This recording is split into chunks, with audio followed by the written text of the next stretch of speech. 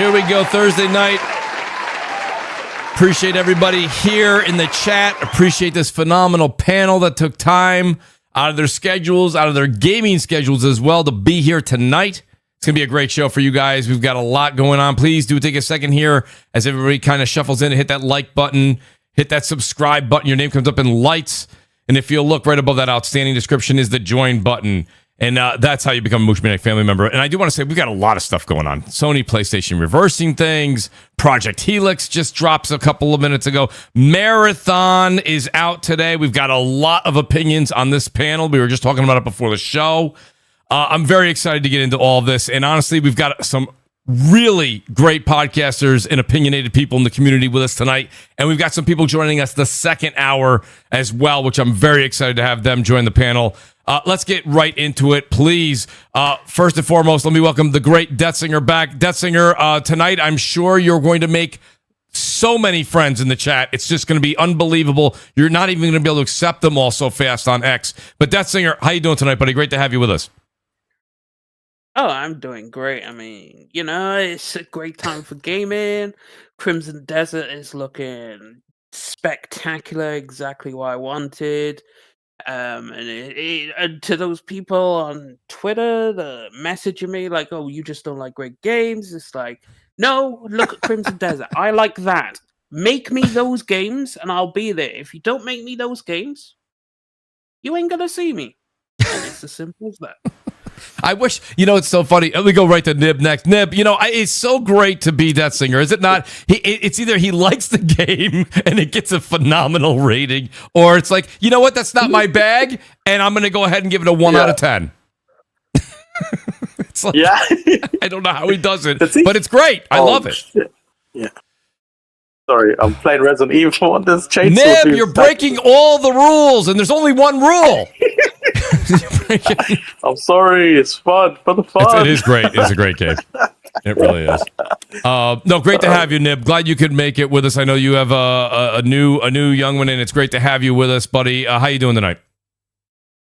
Yeah, I'm good, man. It's been a great time for games. Been so much to play. Like the problem is finding enough time, right? Yeah. Tell me about it. And news as well. It's been crazy. Even Xbox today, they announced the Project Helix or whatever. Loads of shake-ups and all sorts of things. PlayStation, obviously, we'll get to it with the PC stuff. It's been a lot going on. I feel like they just don't want to let up. No, giving people constant content to discuss. There's tons of news. There's a lot of games. We're going to try to get to all of it in the time we have here tonight. Nib, I appreciate you being here. And it's great to have him back on the show. Jack Move Johnny, you guys know Jack. He does Solid Cast. He does, oh my God, now I'm forgetting right now. It's the Sunday Night with BG. He's always on, oh my God, the Weapon Wheel. Weapon Wheel, man. I had it right. Man, listen, I got news for you. I have so many notes in front of you. Shout out to BG and Weapon Wheel. You guys are awesome, man. Honestly, I watch it all the time. And you have so many one-liners on it, Jack, that you actually drive me crazy with them. And it's like, I'm like, man, listen, this is why I want you streaming 24/7. This is why I want you streaming 24/7. I need you back on that because, honestly, you're probably one of the most entertaining people on Twitch. And to get you back on this show right now means a lot to me. And you also... Shout out to Blaze 4K. Shout out to Lazy Vibes. You're always there supporting us. So, Jack, I can't say thank you enough. Absolutely. Welcome to the show tonight, buddy. How you doing? I'm doing great, Mooch. It's been a good week in gaming news, man. And you know why you forgot the name of the podcast? Like you just said, you've been hanging out with Blaze and Lazy. Their stupidity is rubbing off on you. Oh, see, they got me now. They got me, Jack. You got to stay away from the guys. No, shout out to you. Shout out to BG and Weapon Wheel as well, man. That's 5:30 Sunday nights, man. You know I know. I'm just trying to juggle too much all at once here, and I got a couple of messages coming in too. Shout out to the OA. I appreciate you and Babor. The show can start now. Jack, great to have you with us. And of course, I got Porter Rock 77. P-Rock, I got news for you. I had to have my people reach out to your people. Now you're on the East Coast. You're still hard to get. I don't understand how that happened. I thought when you came over to the East Coast, we were going to have everything on lock, but apparently it's still difficult to get Porter Rock on here. Yo, P-Rock, I appreciate you being here, man. It means the world to me. How you doing tonight? Hey, I'm doing good. Hey, so far I'm 2 for 2 when you think about it. I got a 2. So far this is the second time you asked me, and I was able to say yes consecutively. It's true. So I think things got to start slow. But I'm glad to be back. Oh man, what a good time! What a good time. Buddy, you know what's great? P-Rock,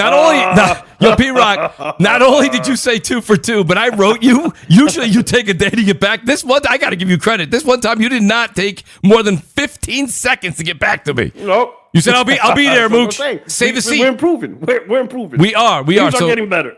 P-Rock, great to have you. And you know what? So here's what I kind of want to do. I like putting Jack on the hot seat first here. Jack, I want to go to you because you've been very vocal. And when this news came out, because then I'm going to go from you right to P-Rock, because I know he's chomping at the bit. But Jack, you've been very vocal this entire generation. And last time you were on the show, I don't remember the exact subject we were talking about, but you came on at the right time because it was another thing that Sony did, and you said this is another kind of brainiac move that you did not agree with at all. You said this is another dumb idea. This is a situation where I saw you saying online, you're like, listen, I've been telling you this the entire generation, and these are the types of steps that you kind of wanted to see. Jack, what Sony not saying, by the way, it's not official from Sony, but I would say anything that kind of Jason Schreier says from Bloomberg, you could take that you could take that pretty seriously. He's got a pretty impeccable record, especially as of late. With them reversing their stance on porting games to PC, Jack, what do you think? I mean, is this the right move? Is this something where you say, okay, we're starting to see the old PlayStation come back? And I hate to throw 3 or 4 questions at you, Jack, but is this because they want to get back to their roots? Or is this because the Steam machine, the Helix, and all this other nonsense that's coming out now, is that what's sending them back to their old roots? I definitely think this is a return to I hope it's a return to old PlayStation, right? I think this is a great move. Single player games should have never went to PC to begin with. I've always been against that. I've been arguing with people for the past 6 years about this, even PlayStation fans. I've gotten a ton of hate for saying I didn't agree with it. And then, they always say, well, you don't want more people playing great games. Well, I want more people buying PlayStations, because that's really what helped me, right? That's really what helped a PlayStation user when more people buy into the ecosystem. And I think, shout out to PC gamers, but I just think they're a tough bunch to work with. PlayStation gave them numerous opportunities to integrate into PSN. Mm-hmm. They didn't want to sign into PSN. They made them remove it from all the games. They don't want a PSN storefront. And PlayStation themselves just said they're trying to subsidize the cost of making a possible new system by, monetizing their user base. And PC gamers don't want to be a part of their user base. I'm not blaming them for that. Right. It is what it is, right? That's right. I think they saw the metrics, they saw the numbers. It came out that PC releases was only 2% of their overall revenue. And like I said before, man, all money ain't good money. They dipped their toe in it and they realized PC gamers ain't messing with them. So they said, hey, let's revert back to what made us PlayStation. I think they still got a long way to go as far as leadership. I still want Herman Holtz gone. They definitely got to improve their first party output, but this is a good first step, man. I was very happy to see them do this. Good first step. Do you think, Jack, though, and I'll ask you real quick, you think that the reason that not only did the PC community not accept the PSN sign-in, but do you think them not having it day and date, affected some of the issues with their sales and the success on PC? Because to be honest with you, a lot of people on the PC front are like, well, if you brought them here day one, we would have bought them then. Do you think that holds water? That definitely affected the sales. I think the games would have sold more if they were day and date, but at the same time, I think that would have altered PS5 sales, right? Because people were already saying, that's right. I got some homies, they Sony pony to the bone, and these dudes are looking into making PCs right now, right? So it's like, it's people that I know that I would have never thought would game on the PC. I don't even think they can spell the word PC, right? So I'm like, yo, now they get in the computers, like Sony really didn't change y'all boys. Yeah, but yeah. It would have, at that point, you just trading sales, right? And if I'm Sony, I would rather sell a game on my own platform as opposed to selling the game on a platform where I got to bust down the money, right? On top of that, if I'm selling it on my platform, I might could sell a PlayStation Plus membership. I might could sell some more accessories. You know what I mean? I could, you're in my ecosystem. On PC, a lot of guys say, I'll buy this game and I'll never touch it, or I'll buy this game and if it ain't like the way I like it, I'm pirating all the rest of your games. They're threatening them. Like, they didn't feel like dealing with the shit. That's how I look at it. So I hear you. Shout out to the OA. He says, Mooch, I'm starting things out by saying, and this is interesting. P-Rock, I'll go to you with this one. He says, Mooch, it's an interesting thing. I'll start off by saying Sony, and if Sony announced a PS6 today, the internet would be dripping with people complaining that this generation didn't even start yet and how stupid that was. We don't need another console now. Now, the one thing I'm thinking the OA is mentioning there, I think he's talking about Helix is mentioned and everyone's excited about it on one side of it. Whereas when we talk about PlayStation 6, and Jack, you've been vocal about this too. You were like, how about we show what the PS5 can do? I mean, P-Rock, what do you think about something like that? Is that a situation as well where you think that the PlayStation community would not? I don't think the PlayStation community is ready for a PS6. They would be up in arms. Yeah, so it's too soon right now. I mean, everything got delayed. I mean, it's just, games are slower to the punch. I mean, we talked about this before. The math ain't mathing.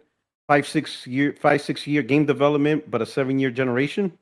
The math don't math, So something's got to change. Either extend the generations. You created a Pro, you just released PSSR 2.0 and stuff. So yeah, there's no reason for a PlayStation. So I think Sony realizes that. Mm-hmm. Hopefully, I think they shouldn't let PS5 Pro just be on autopilot. I think now's the perfect time for them to really capitalize on what the Pro can do and just put more marketing behind it, right? I think, looking at last gen, they hardly marketed the PS4 Pro and they're hardly marketing the PS5 Pro now. They need to change that. They created a product. I'm not saying replace the PS5, right? But they need to really get the knowledge and information out there. Get that good marketing campaign of the PS5 Pro out there, especially now when do-it-yourself PCs are getting more expensive.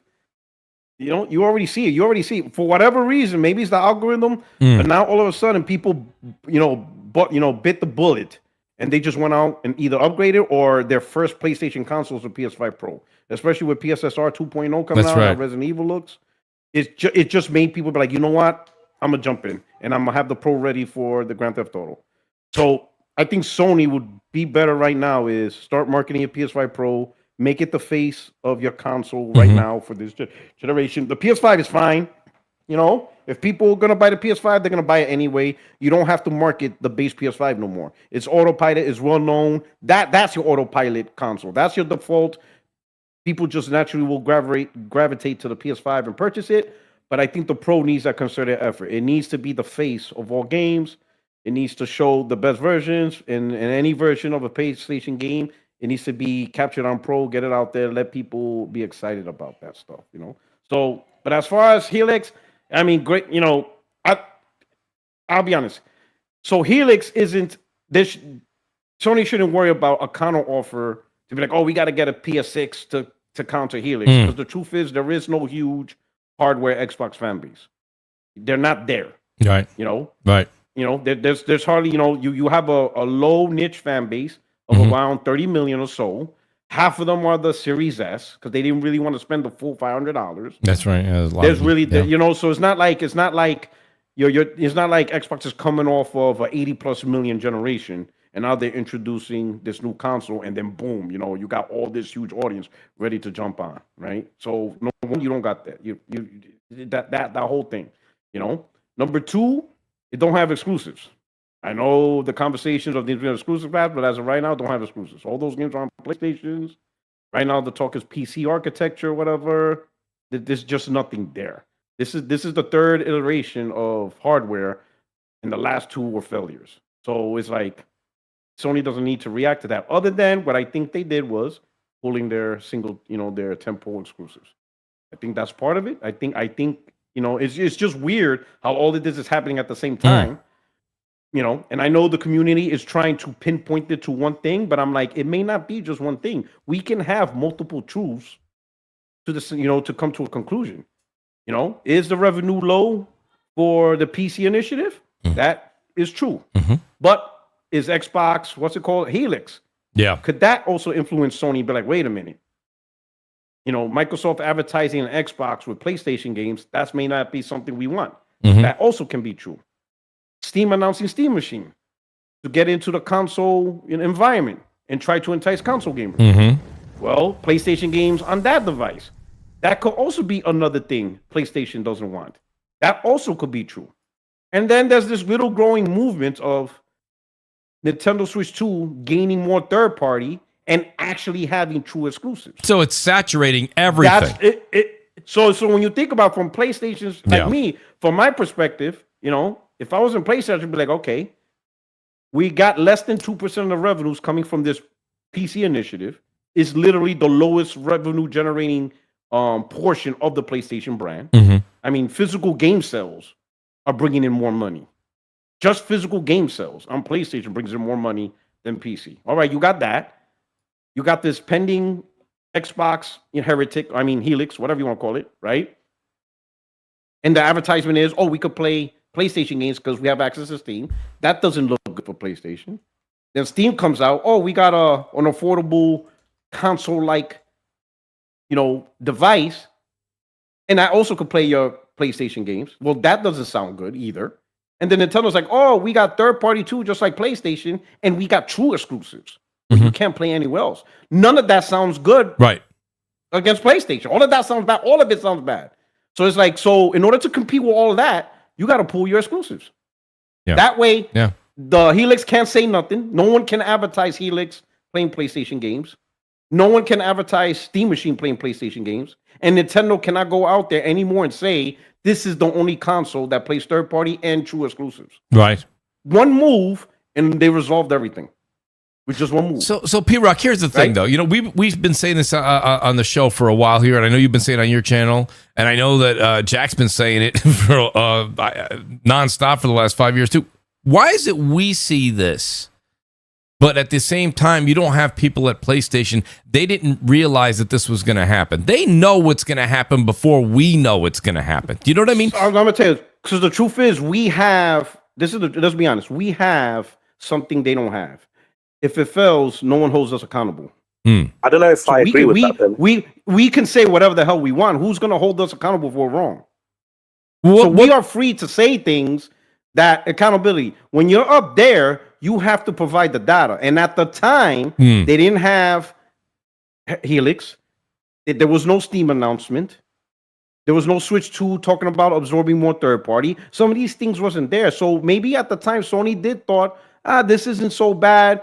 PC's not really against us. Okay. But then as time went on, little movements happened. Okay, that's fair. They're not getting the revenue. Not getting the revenue they thought they would be getting. Now all of a sudden, Valve says, I'm creating, a Steam machine for console gamers. And you're like, wait, what? And then Nintendo's like, we getting more third party. Resident Evil 9's day one on our platform, and we got true exclusives. Wait, what? And then Microsoft, we're going PC, and we could play your games too, because we're gonna have the Steam client on there too. Wait, what? What? Like what happened? None of this was 2020, 2021. Okay, all right. The thing I give props to PlayStation is they weren't locked in on this plan. We thought, and I thought that this was a perpetual locked in. This is the way forward. But apparently they're not. They were just testing the waters. New things popped up. The environment changed, and they saw a threat to their PlayStation brand, and they accordingly realized, you know what? We're not doing that. And here's the main thing. This is the thing everybody has to realize. Even Totoki realizes it. Because in order to make this move, he has to approve it. He's the CEO of Sony. So a lot of people thinking, Totoki's about money. I'm like, yeah, he is. And yet he approved of this. That means he personally also sees the environment's not looking good. He probably does not like, it was fine 3-4 years ago, when it was just PC. But now Xbox trying to say, we could play PlayStation games. Steam coming in, and they're going to say we could play PlayStation games. And Nintendo with their new product saying, we're the only platform that could play third party and true exclusives. No, he's not liking that.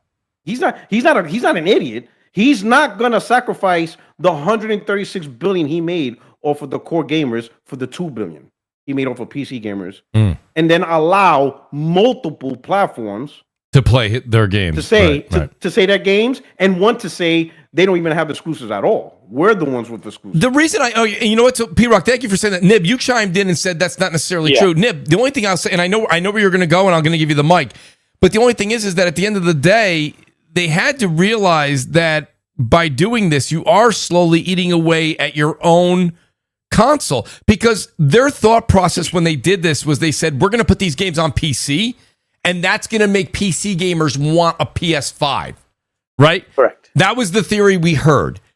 That's not just a theory. I mean, PlayStation executives themselves told us that. They did. That's what I'm saying. Happened. That was their. I'm saying Yeah, so my point is that was their. That's just what we want. They said that is what we're seeing. We're seeing that people who play the games on PC. Okay, I thought that was what I thought they were saying that's what we want, not what we're seeing. No, he said the words were we're seeing. Okay. That people who play these games, they want to play sequels. Okay. On the PS5, and then also Shino talked about how there's a transfer taking place. Now, again, I don't think those numbers are big by any means. They're probably never expected them to be big because, as I said before, even if you had, a few 100,000 to a few million people who considered buying a PS5 as either a primary or secondary device, that is still a huge revenue incentive. Like at the end of the day, according to PlayStation themselves, not including hardware, by the way, including peripherals, but not including like consoles and things like that, the average PS5 owner spends $846. Now, say you were to bring even 1 million or 2 billion people over from PC, and I think that's quite conservative.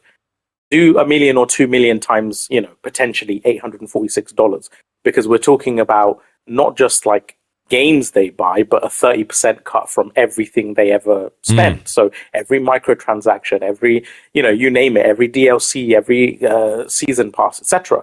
So I think there's a combination of things potentially.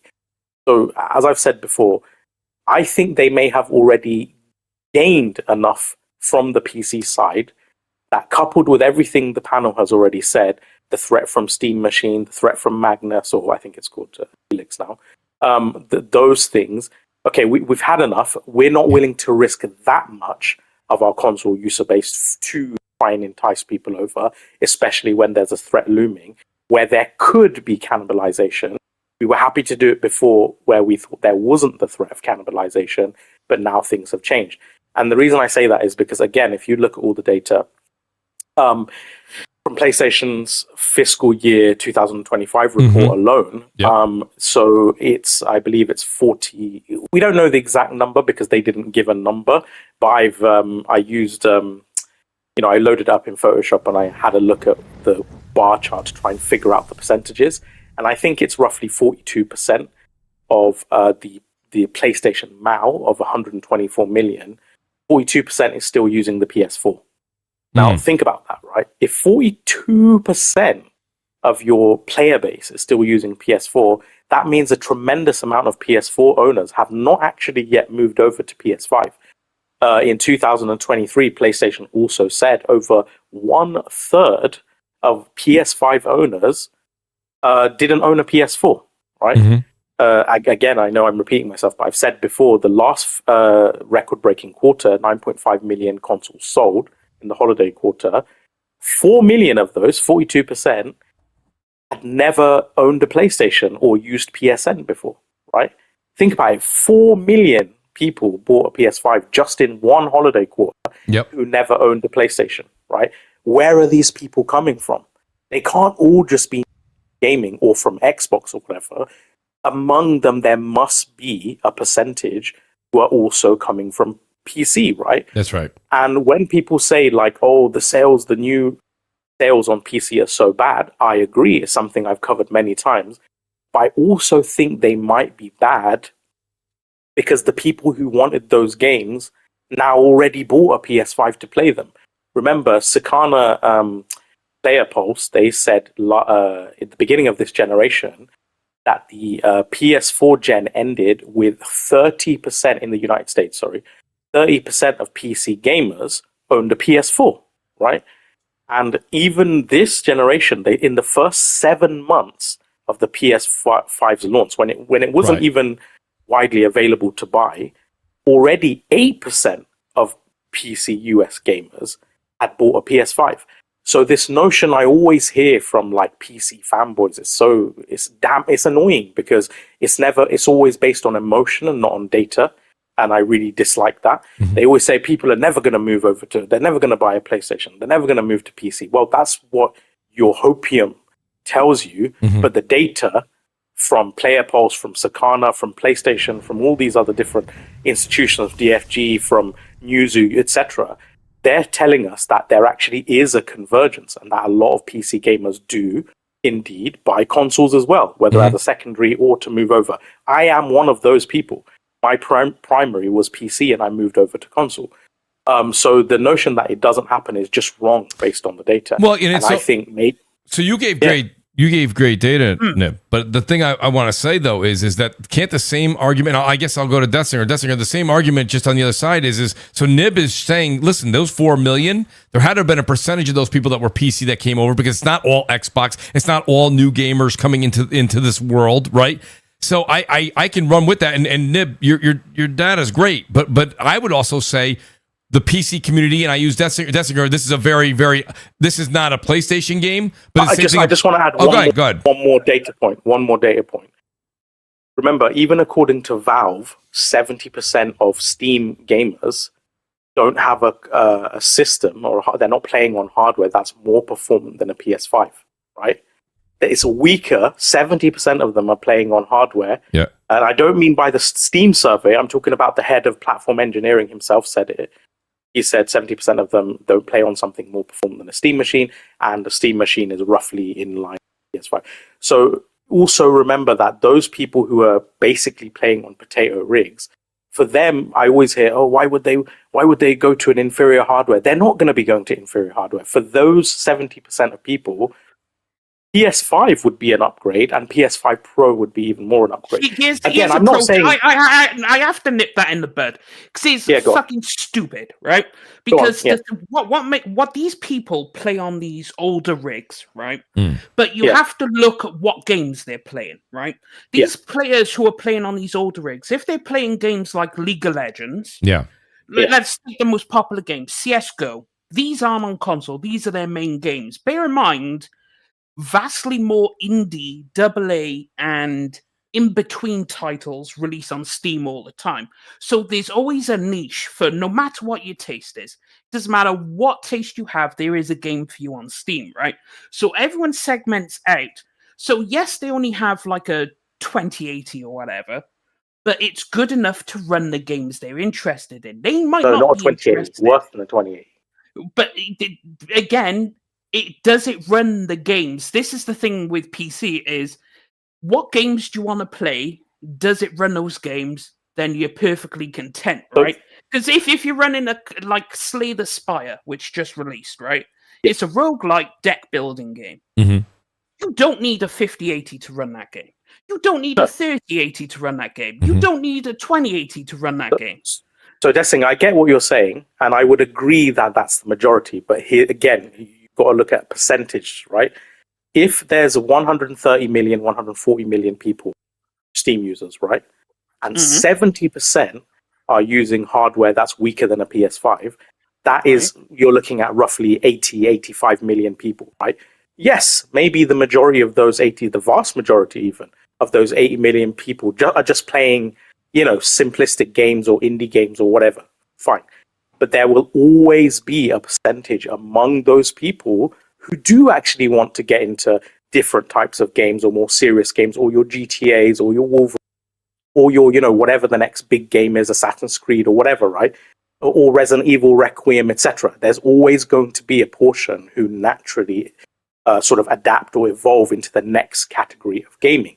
PlayStation isn't looking to get 80 million people. Again, even if 1 million or 5 million people transition to buying a PS5, that would still be tens of billions in revenue, right? So yes, you also have to bear in mind a lot of these people will buy them just for the exclusives. Like you could forget monetizing them, because people with good PCs, they'll play Call of Duty, Fortnite on their PC. You don't want the inferior experience on the console, so you'll play your multiplayer on PC, and then that's where a lot of people do this. A lot of people in Discord do this. They have a PlayStation, but they use it for the exclusives. When it comes to multiplayer and multiplats, they play it on their beast PC because you get the best experience. So you get the best of both worlds, right? You get the exclusives, but you're doing all your gaming, your multiplayer on the PC, which makes logical sense because it's a better experience. So, but again, better by what metric? Because we just Well, we just performance from and what? no, but again, you're making the mistake of you say performance, and I just told you that 70% of people have worse performance than a PS5. So you can't categorically say they're getting more performance because the majority won't. The majority will actually get better performance from their newly acquired PS5 or PS5 Pro. Yeah, but they would still play on PC because that's But that's your emotion saying that. There's no data or facts to actually back it, right? Again, I shared data with you from Sakana saying 30% of PC owners in the last gen owned a PS4. Yeah. I shared data with you this generation, the average price that a PS5 owner amount they spend is 846, and the average price that a PS4 owner spent was 700, right? So, those 30% of PC owners who played on PS4, they clearly spent enough that the average was still over $700 across all PS4 users. Right?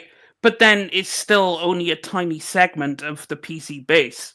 See, Steam is just like a little segment. Like, Steam is the prominent storefront, but it only accounts for like probably 10% of the entire PC user base. Because bear in mind, a lot of games that are played on PC are elsewhere. Like Fortnite, you can only play in the Epic Games Store, right? So you have to counter those people.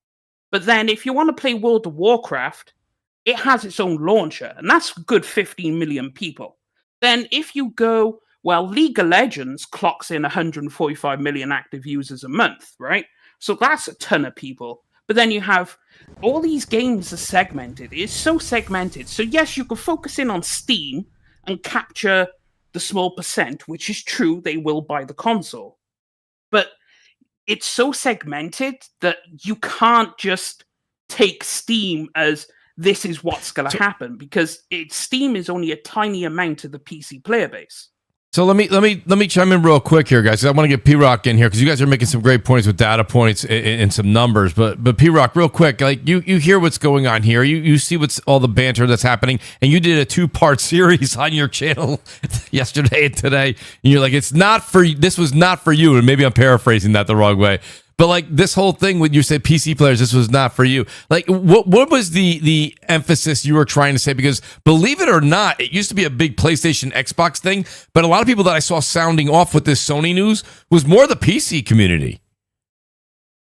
So what prompted me to do this was because I was getting consistent Twitter replies of them saying, how does it affect you that I'm playing a game that you still have access to? And I'm thinking, and it was over and over. And I'm like, these prima donnas think they're the main character. And I'm like, all right, I'm just going to make a 2-part video so they could finally understand that what's this about. So here's the problem with the PC, fanboys, whatever segment of PC community.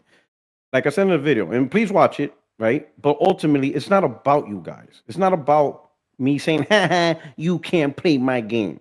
That's to me, that's just the 8-year-old mentality. That's the 8-year-old mentality, and you guys pretty much don't have the intelligence to have a true conversation about the topic. So I don't even bother. If that's your first reply and me not being able to play your game makes you feel better, Porter Rock, I just dismiss you because you're too stupid for the conversation. But for those who are intelligent, or at least have some type of ones and zeros, for those of you who could at least get a good enough diploma, this conversation is for you. It's not about whether you can play the game or not. I don't care about you.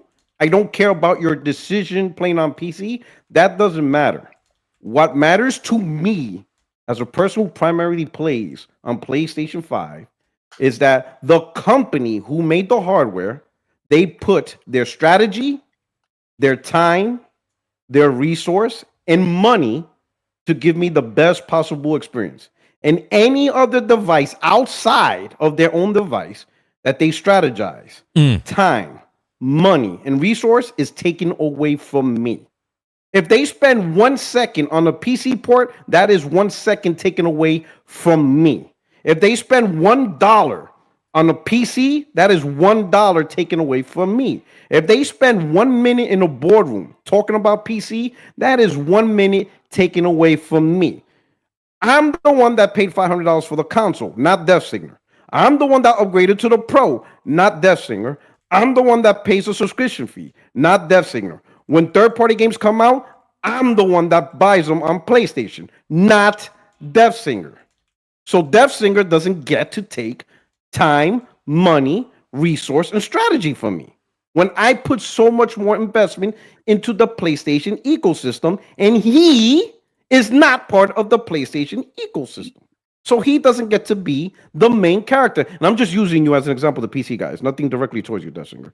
But you see what I'm saying? Yeah. And that is my point. It's not about DevSinger not being able to play games. It's about Sony putting strategy, time, money, and resource, right? Taken away from us. And I don't care if DevSinger or anybody else goes, well, it's not that bad. 1 second is 1 second too much. 1 penny is 1 penny too much. 1 minute is 1 minute too much. All right. All this stuff should be strategized on the user base that puts up the most money. Period. Yeah. We're the ones that put up the most money. We're the ones saying this is our platform. Sony needs to fully focus on us. And I could understand if the whole entire thing was failing, like Xbox. I can see why Xbox had to move to PC. They know that because their console was failing. They were not achieving the metrics. People were not buying it. They didn't get enough subscription services. They were not getting enough third-party sales. All of that was floundering. So they had to do this strategy where they have to be primarily a third-party provider because a platform holder, an actual marketplace provider, they were failing. So I understand why they had to do it. But that's not PlayStation. When PlayStation is touting, they're making more money than they ever did. And they're more profitable than they ever have been, more profitable than the PS1, more profitable than the PlayStation 2. Definitely more profitable than PlayStation 3. Then all of them combined was a wash. Yeah, more profitable. So that means PlayStation is putting in money across the board through services, through buying third-party games, through money transactions, through peripherals, buying the console, and buying the first party. All of that combined is making PlayStation the most successful gen, period. So we are the priority. It is about us, not about PC, ever. I completely agree. And that's my point. The thing is, it's like they pulled back from it, which is understandable because PC gamers didn't support your games. Now, the PSN thing was a whole thing, but a lot of that was quite a lot of the blowback for the PSN mandatory thing was Steam is available in 237 countries and territories, right? Steam is available pretty much everywhere. Now, PSN is only available in 65, right? So now a whole bunch of users on Steam who belong outside of those 65, which there are a ton of them, they now can't access the game just because you decided to put a login on it. So, of course, there was a lot of pushback because everyone wanted to play Helldivers and they supported it. Helldivers did fucking supremely well because, you know, they did what they had to do. And it's then all the other games sold less, but you also have to bear in mind people's attention on Steam is really tight because they release. Last year, Steam had, now, it doesn't matter what kind of games they are, 10,000 to 19,000 games released on Steam of all 2025. Now, if you're dropping a game in that sea, your shit needs to be hot, it needs to be advertised, and it needs to be new. If you're dropping something old with no advertisement, it's just going to get lost in the sea of games releasing because people are going to be doing different shit all the time. Hence, backlogs always build up because so many games release just constantly. Thousands of games. So I understand it, pulling back from that. They showed you, it's like, we're not doing it. I wish they did give it a chance with day and date, but then that comes with the issue. People would go, well, if I've seen it on Twitter, if they made the games day and date, people will just move to PC. They'll ditch the PS5. So you can't do the day and date because that's going to cause you an issue.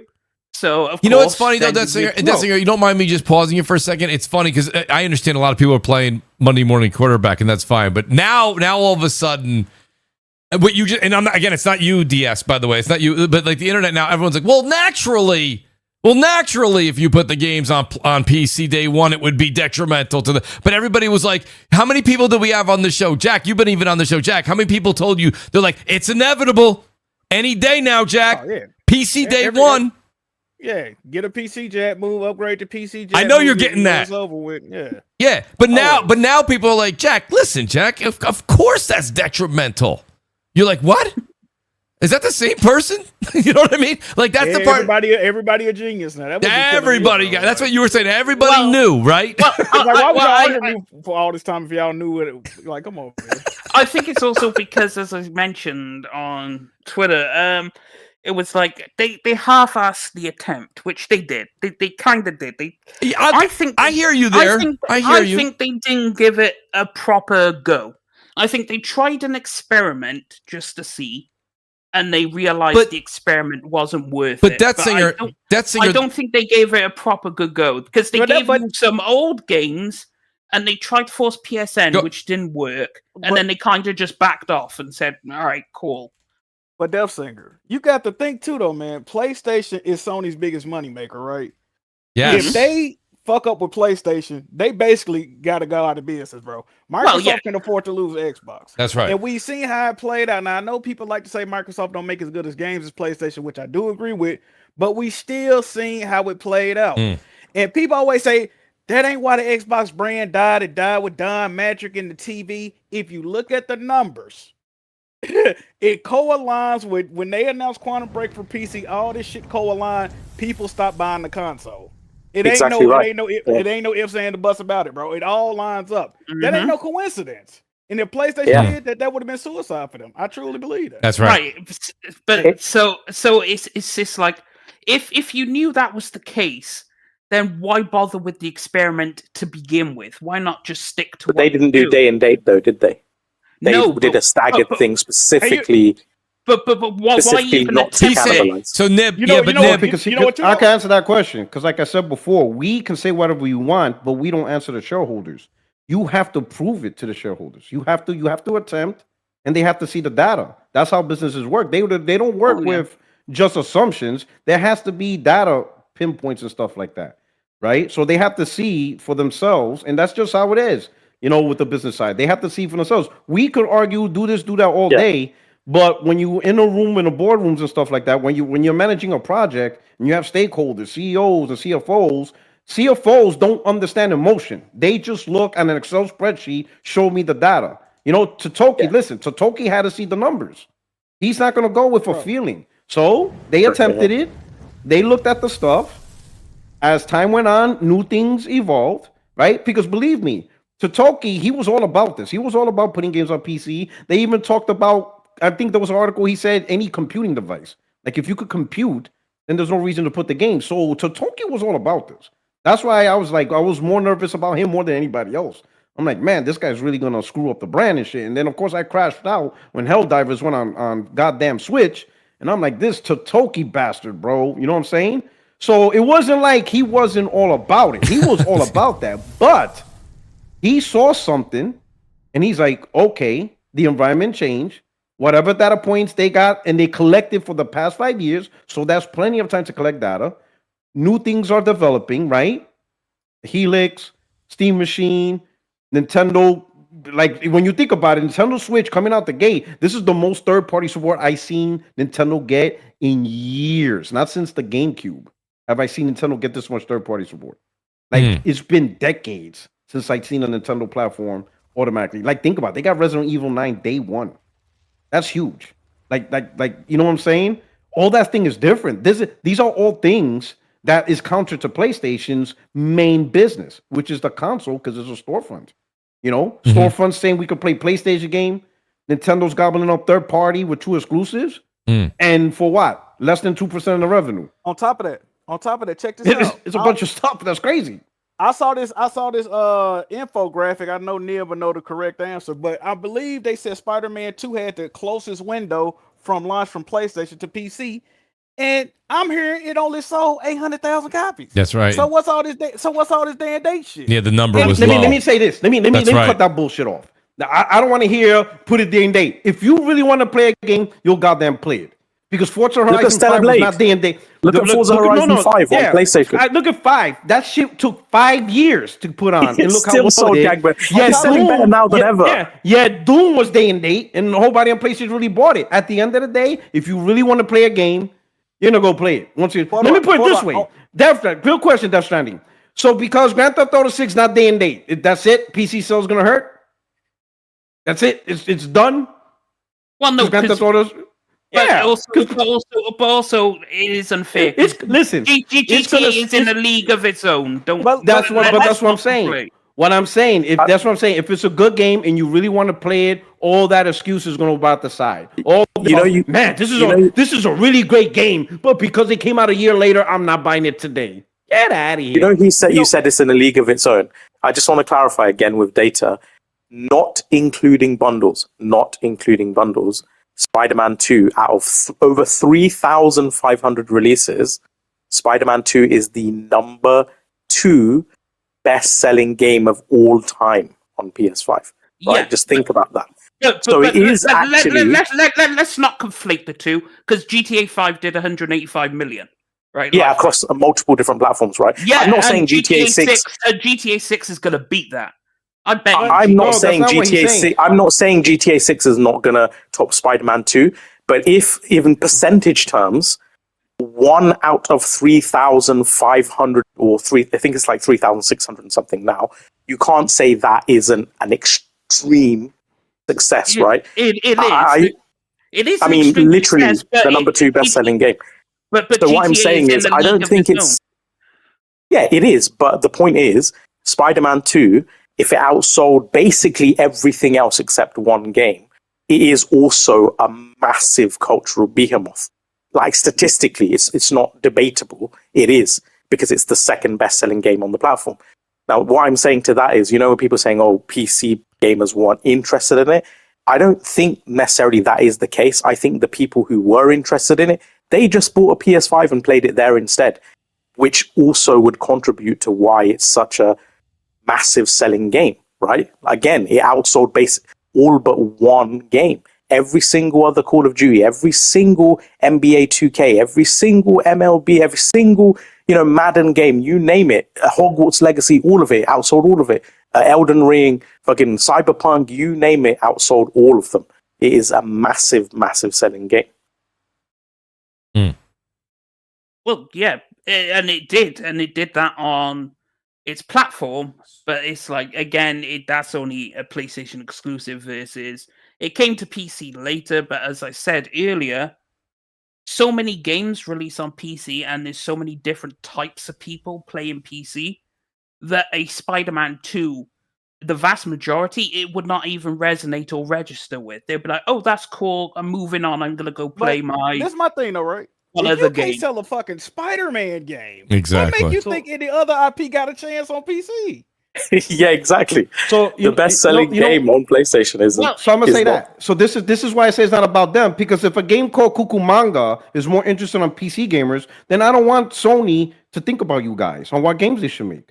If you guys have this weird, I ain't gonna use weird, but if you have these unique tastes where even Spider-Man is having a hard time selling, I don't want Sony to even spend 1 minute thinking about you guys.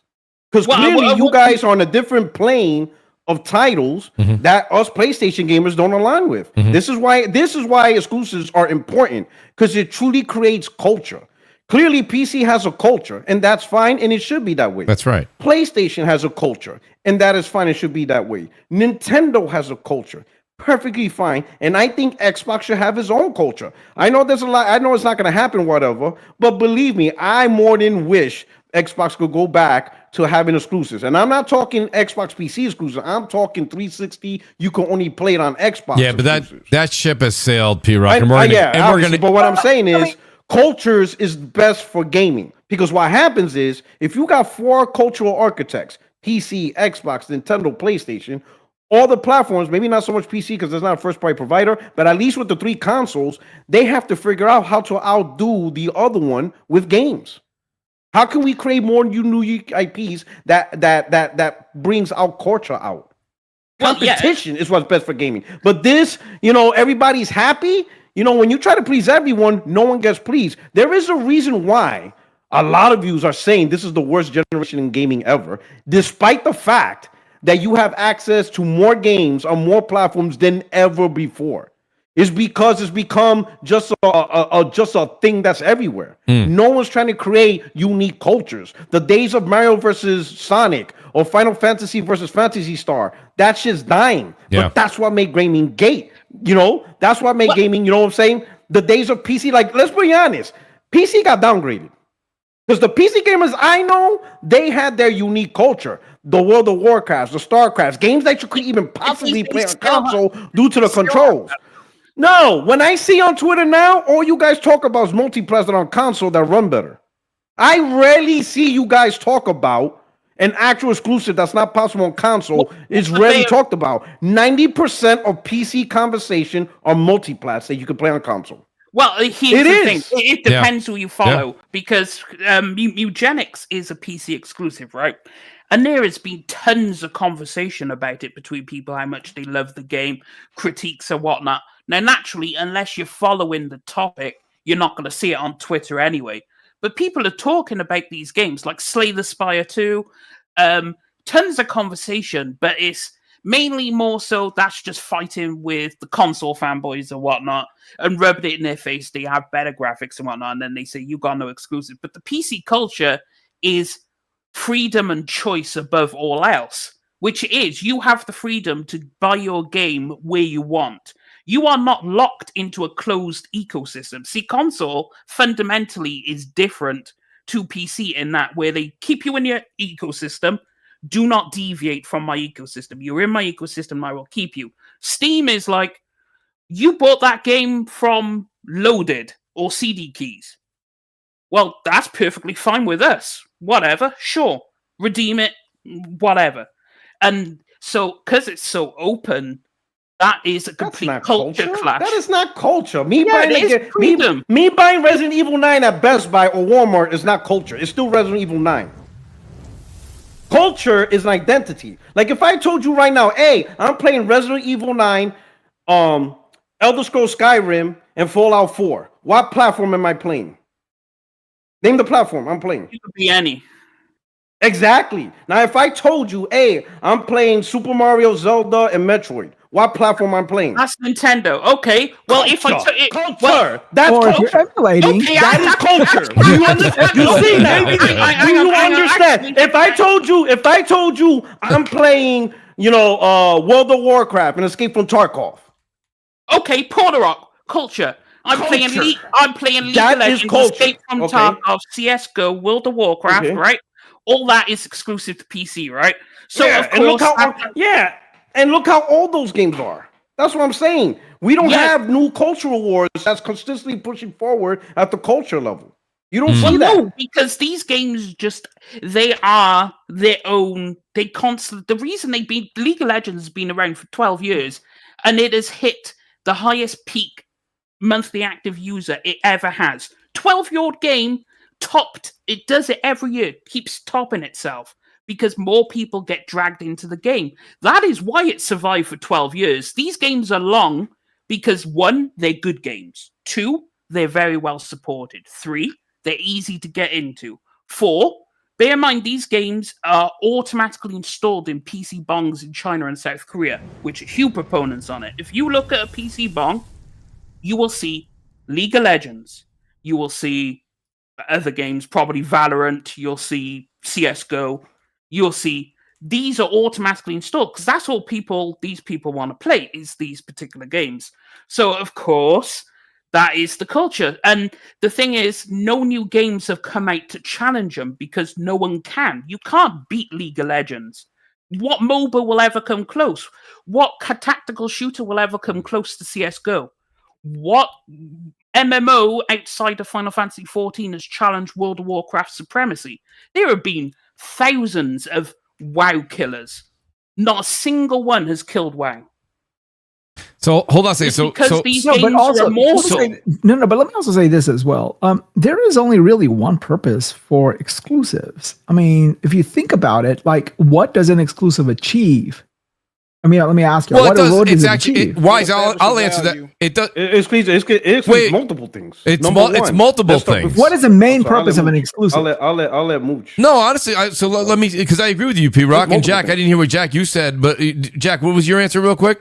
I said it establishes a value for that product. It establishes a value. No, hold on. Well, why? It's actually much deeper than that. And that's the one thing that we kind of get away with. And that's why when Porter Rock's talking about culture, I think a lot of people are going to take that word and not understand what he means. Like, it's more than even what he was just saying. When you have the architecture that's in these consoles, okay, and you have an exclusive, you're allowing that first-party studio to squeeze all of the type of technology that they put into that box. The reason you've never seen what game came out on Series X where you were like the true power of the X was shown on this game, right? And a lot of people give PlayStation crap for what happened with, they're like, oh, this you couldn't do this on Ratchet and Clank, and then you could do this, but they showed you what the console could do. They told you what the console was going to do, and they did it. Whether it be with the DualSense, okay, with the microphone and that. Like, I don't know about you guys, but anybody who's playing RE9 right now. With the, just a quick example, okay? With the DualSense, Astrobot. Remember when we first played Astrobot? But I'm saying, but everyone. Well, when it was Astrobot, they called the DualSense a gimmick. Now it's a must-use. Okay, so my point is so when you say, what does an exclusive do? An exclusive allows the first party to generally squeeze so much out. Well, look at The Last of Us 2 and how that performed on the PlayStation 4 at the end of the last generation. Okay, that's something that they were able to squeeze that out of that box. They know how to the ins and outs of all of that. The Series X came out a bit controversial. No, but the point of it is to keep. No. But let me say this. My thing is, I think it is there, as you all are implying, is there to keep the integrity of the brand. Look, this PlayStation and Nintendo are old school Japanese business folks. Okay, they don't budge easy. They are the last to adopt a new business. Well, this generation they didn't, Jack. Right? I mean, this generation they were adapting, they were dodging and weaving all over the place. And you see how it worked out for them, right? So they're like, no, we're gonna walk all this shit back. You know what I'm saying? That's the point of it, right? They saw across the pond, quite literally, the systematic dismantling of a brand. And that scares them shitless because they don't want their brand to go under. Yes, Microsoft ill needs Xbox. Sony cannot afford the downfall of PlayStation like Microsoft has a downfall of Xbox. They cannot do that. Okay, so they are going to do tooth and nail to preserve that brand. That is what exclusives do. If I can only play said game on said box, I have to buy said box. And that keeps me entrenched in the ecosystem. While in the ecosystem, I will buy the subscription models, the controllers, the portals, whatever have you. It's always residual income. Plus, if I buy it all digitally, then I'm locked into their ecosystem. If I want to play it, I have to play it on their ecosystem. That is what they have seen. What sold the Switch? It wasn't the fact that it was a Switch. Remember, the Wii U was a freaking clusterfuck. Nobody was... When they showed Breath of the Wild, remember that E3 where they just opened the gates of E3, people were running to the Nintendo booth just to play Breath of the Wild. And that is what sold it. It was an exclusive. That is the purpose of an exclusive, to get people onto your platform, onto your brand, so that you can lock them in there. That's what it's for. Okay, now all that culture and everything, that's the thing. Both of the companies saw how Microsoft did it. They said, when we did all of this, they saw the systematic dismantling of the brand, and they do not want their brand to go the way of Xbox.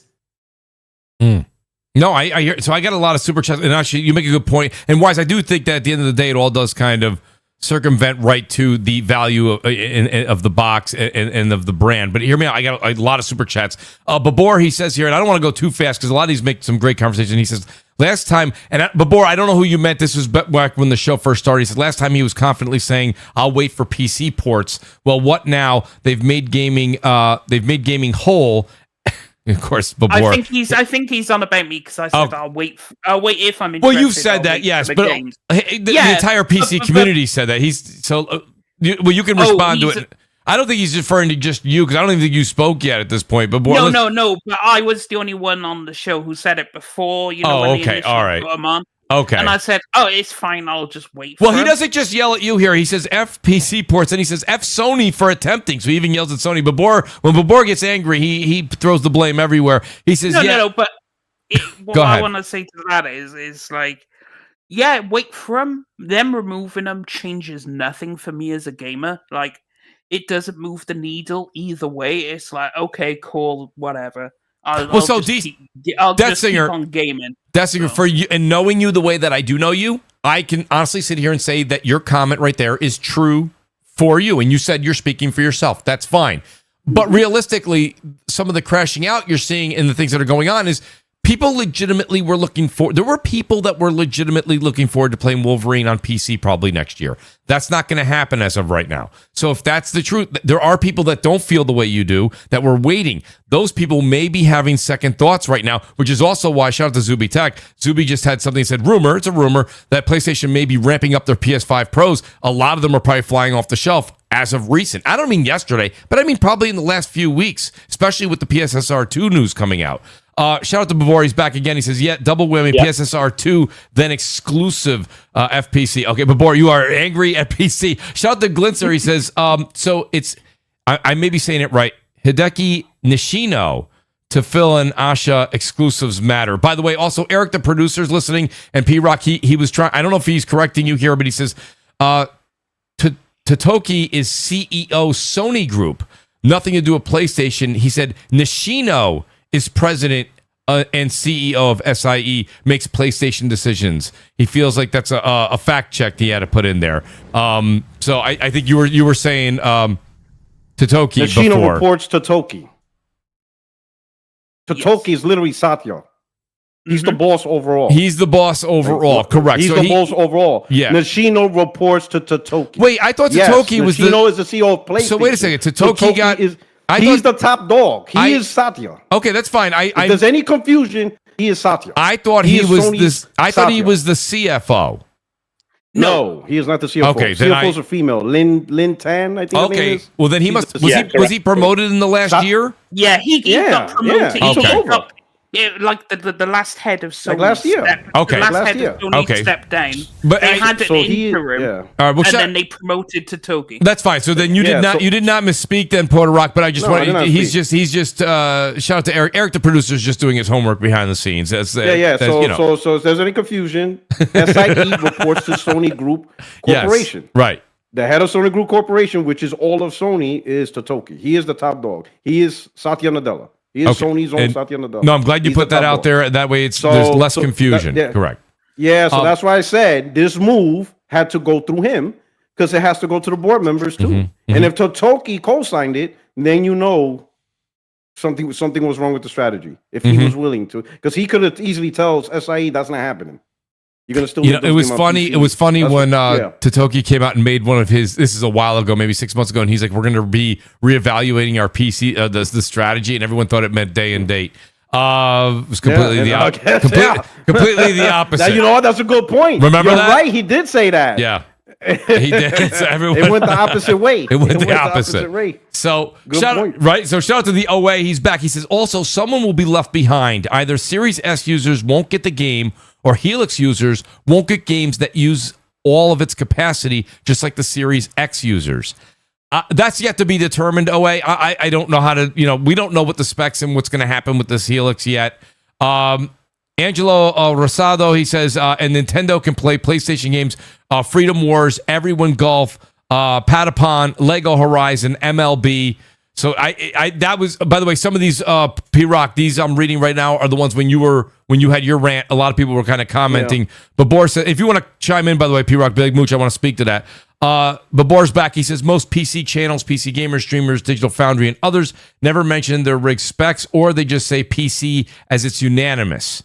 It's a lie. So he's saying that a lot of me and Death Singer had a long talk about this earlier today about basically specs and the populated PC and graphic cards and things like that. Shout out to Glintzer. He says Microsoft's Helix marketing will have the highest price. He's paraphrasing. Will have the highest price console and no exclusives. It's a win-win. Cue the Gears of War Mad World song. Shout out to Glintzer. Babor's back again. Babor, you are. He's feeling it tonight. He says if you own a PS5, you can create an account from the nearest PSN domain territory. You think people don't own PSN in African countries or Pacific Islands? They certainly do. They certainly do. Shout out to Babor. You definitely can do that. But if PlayStation wants to ban you, they perfectly can, and there's nothing you can do about it because you broke their terms of service. Okay. So you also run the risk. I always find arguments like that so, it's like the most extremity that's highly, almost improbable to happen. But that's the reason that you don't want to do it. My thing with that whole scenario is the people who complain about the most aren't the ones with the problem. Most of them were for America. Yeah. Like, this doesn't apply to Yeah, you. that's So true. you're That's complaining true. about something because somebody in Morocco can't do something that you don't even know. Like, what are you talking about? Like, you could do it. It's free. Yeah.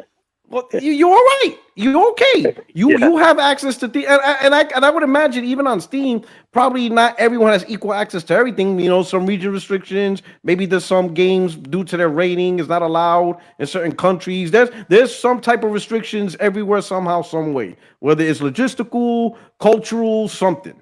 Yeah, Like but most of the people is always crying a were from route around. England, Canada, and the United States. Like what? This probably didn't apply to you guys.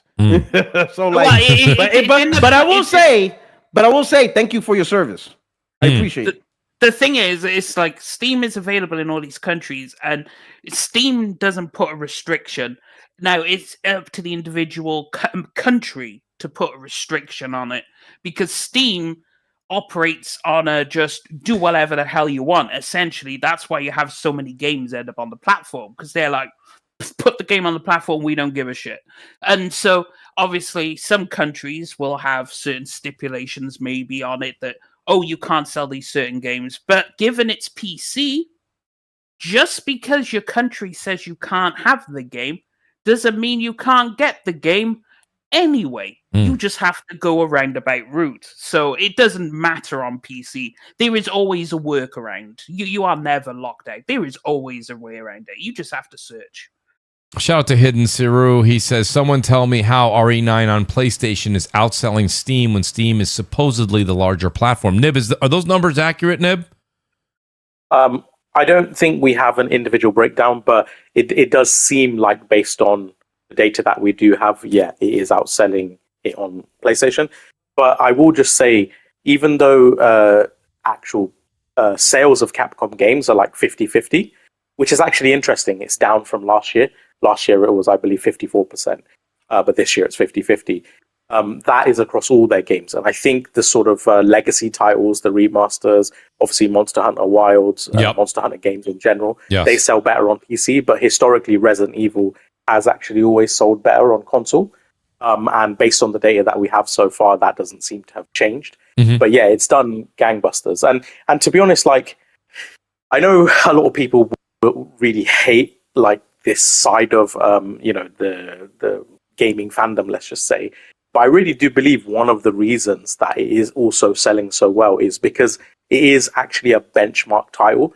And as much as people say like, oh, graphics, like, stop spending so much money on development time and costs and graphics and all of that, actually gamers love that shit. Gamers want their games to have insane fidelity and make them feel so immersed and have that, state-of-the-art benchmark pushing feel. And I do feel that this game does offer that. And I think that is one of the many other reasons that it's done as well as it has, because it's easily the best-selling, the fastest-selling Resident Evil ever. I believe Resident Evil 4 Remake was the second highest, and that took, if I remember correctly, just under 3 months to sell 5 million. And this did 5 million in 5 days. So, also on the Steam thing with RE9, it's like, as Capcom came out and said, it's like 50% of all our units sales come from there. Now, this has obviously never been the case, but see, Capcom was initially hated. Like, people would review bomb their games, pirate them, like completely throw them in the garbage can. But then Capcom turned around and was like, you know what? We'll actually work with you. And now you look at RE9, it is so well optimized for PC. Like, it runs so fucking good. Like, they even put path tracing in it for people who are able to do that. Like, they went the extra mile, because not many games actually have path tracing, right? That's a choice on the developer. But they went the extra mile and was like, yo, we'll give you the path tracing treatment. And, of course, gamers were like, bet. We'll buy your game, and it's just doing stupid well. And Monster Hunter showed you. Capcom has built up a brilliant rapport with the PC audience. And so, of course, naturally, when a Capcom game releases, Pragmata, it's going to do really fucking well on PC. And it's just going to be what it's going to be. I think it'll do well on console as well. Oh, yeah, of course. Shout out to the great Danelle Brown. By the way, P-Rock, Danelle follows me and you around. Danelle loves to give us shit for our New York teams, P-Rock. So Danelle, for a Clippers fan, before you really move on, knows how can I to just? talk. Go ahead, Nib. I wasn't going to move on. I was just going to read another super chat. And actually, his doesn't change the subject. I was actually going to have to. Danelle, I have to give the PC version, and I don't mean I'm politically correct. He says, P-Rock, you're going to buy a PC just so you can play Inappropriate Simulator, his new favorite game. Let us know when you are going to stream it, P-Rock. So I'll give you the... That's Puerto Rock at night. That's Puerto Rock after dark, right? I was going to say, with this whole debate around, what sells more, PC or console or whatever. Obviously, in terms of the wider data from DNG and Take-Two and stuff like that, they report that console revenue is higher than PC revenue overall. And what I always say is it's kind of like a bit of a silly debate because certain games and IP and genres and stuff sell much better on PC, and certain games and genres or whatever sell much better on console, right? It's always been that way. But from the major publishers, for example, and I'll just give you up-to-date data. For example, in Take-Two's fiscal year 2025 report, the revenue split was 40% consoles, 8% PC. The rest was mobile. EA's last fiscal year report, 64% revenue was consoles, 21% was PC. Ubisoft, the last fiscal year report, 45% consoles, 31% PC. So of those major, the kind of publishers that we are accustomed to or whatever, those major Western type publishers, they actually have significantly more revenue on consoles. The thing that kind of pushes things more towards PC side of things is actually revenue that in the Western markets we're not as inclined to. Like, for example, Dessinger spoke about League of Legends and all the rest of those other kind of games. They do massive amounts of revenue, but it's actually more towards the Asian markets, not really the Western markets. That's not me downplaying it. Revenue is revenue out of the end of the day. But I'm just saying, in terms of the broader picture, especially with these Western studios and stuff, they're actually making the lion's share of money on console. And even if we look at the Epic case, I know this is out of date data from 2019, I think, or 2020, but PlayStation accounted for 47% of all Fortnite revenue. Xbox was 27%, and Android, Switch, and PC combined was 18%. So again, with those big tentpole kind of games and publishers, they are actually making the lion's share on console, whereas something like Capcom, they're doing a 50-50 split, and there's a few other publishers that obviously do really well on PC, especially, RPG and WRPG, sort of, like Bethesda, etc. Well, especially Sega, for example, RGG with the Yakuza series, right? The Yakuza series is always outsold on PC versus the console, and Persona did really fucking well. When they brought Persona 4 to PC, it almost doubled PlayStation numbers, from what it sold. And people obviously, Sega has cottoned on to this because naturally, a lot of the Persona series used to be exclusive, right? It was only available on PlayStation, and then they saw the numbers. We'll throw it on PC. Xbox was just an afterthought, whatever, just make some bucks over there. But it's so, I mean, Square Enix have finally cottoned on as well. It's let's actually start doing some shit and put it day and date everywhere. So clearly it's it's just swings and roundabouts between the two. Obviously, PC fan base, if you look at the biggest selling games, bear in mind the vast majority of PC gamers is not in the Western Europe, not in the West. It's in Asia. You're talking Japan, we're talking China. To put in perspective, League of Legends has 145 million monthly active users. 80 million of them are just in China. There we go. Yeah, that's what I'm saying. So the thing is, like, even Steam, right? Look at Steam's last fiscal year revenue.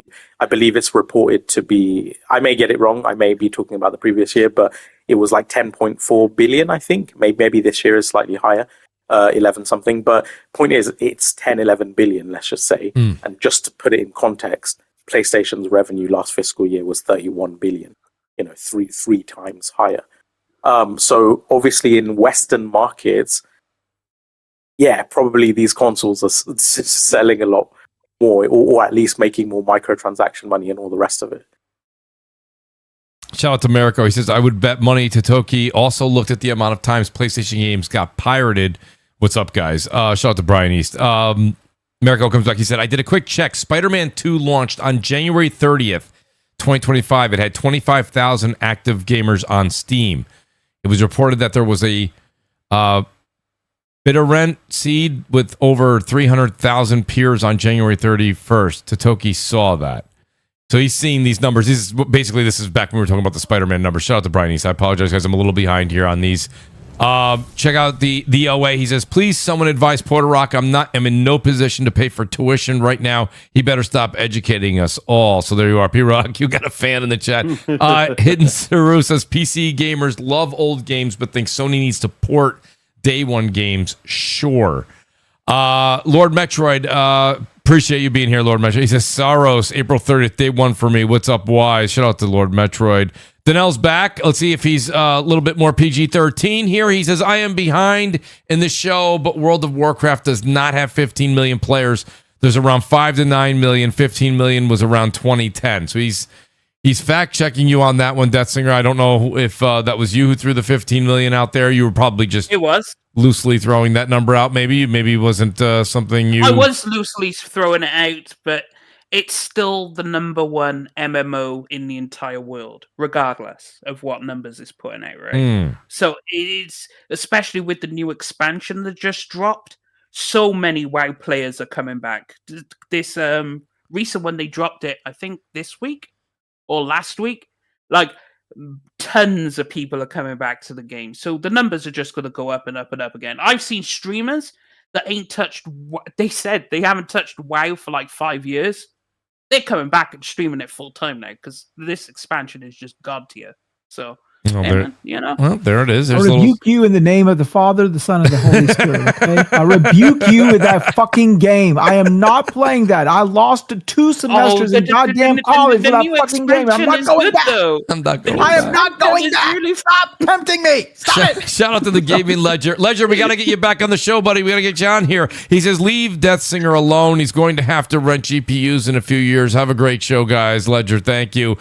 Here's a quick question for Jack. Jack, you got a question in the audience here from Fallout 795. He says, question for Jack. Will PlayStation pull first-party story games from PC stores so they don't end up on the next Xbox? So that was something that, Jack, they were talking about. And I will also introduce a panel member who just joined us that hasn't been with us in a while in a second. Jack, real quick, they were talking about possibly the games that are on there. Now, if you own it, you own it. But people were saying that Sony may be petty enough to say they would delist the games that are currently on there. Jack, do you think that they would go that far with this and remove the games that they have put on Steam? Honestly, well, I'm a petty mode. I think they should actually. I'm not gonna need because like Porter Rock said though, right? When this new Xbox dropped, they already announced it's a hybrid PC. People are gonna be streaming Spider-Man 2, Last of Us. Look what I got your games played. Like, bro, that's just not a good look on a PR front, bro. Like, they gotta do something about it. Like I said, this is why it was always a bad idea to begin with. That's right. You don't never know what the next person is doing, bro. Like, it was horrible. It was just a horrible idea. And people keep arguing. Well, it wasn't because they were making extra money. Well, then why are they reverting it? That's right. That's my only. Why are they reverting it? If it was such a great idea, Jack, and they wrong, why are they reverting it? You know what's crazy, Jack? Because we both never liked the PC. We both don't like the live service strategy. We both don't like the purchase of Bungie. But for whatever reason, you got more heat for those things than I did. Because I say the same shit.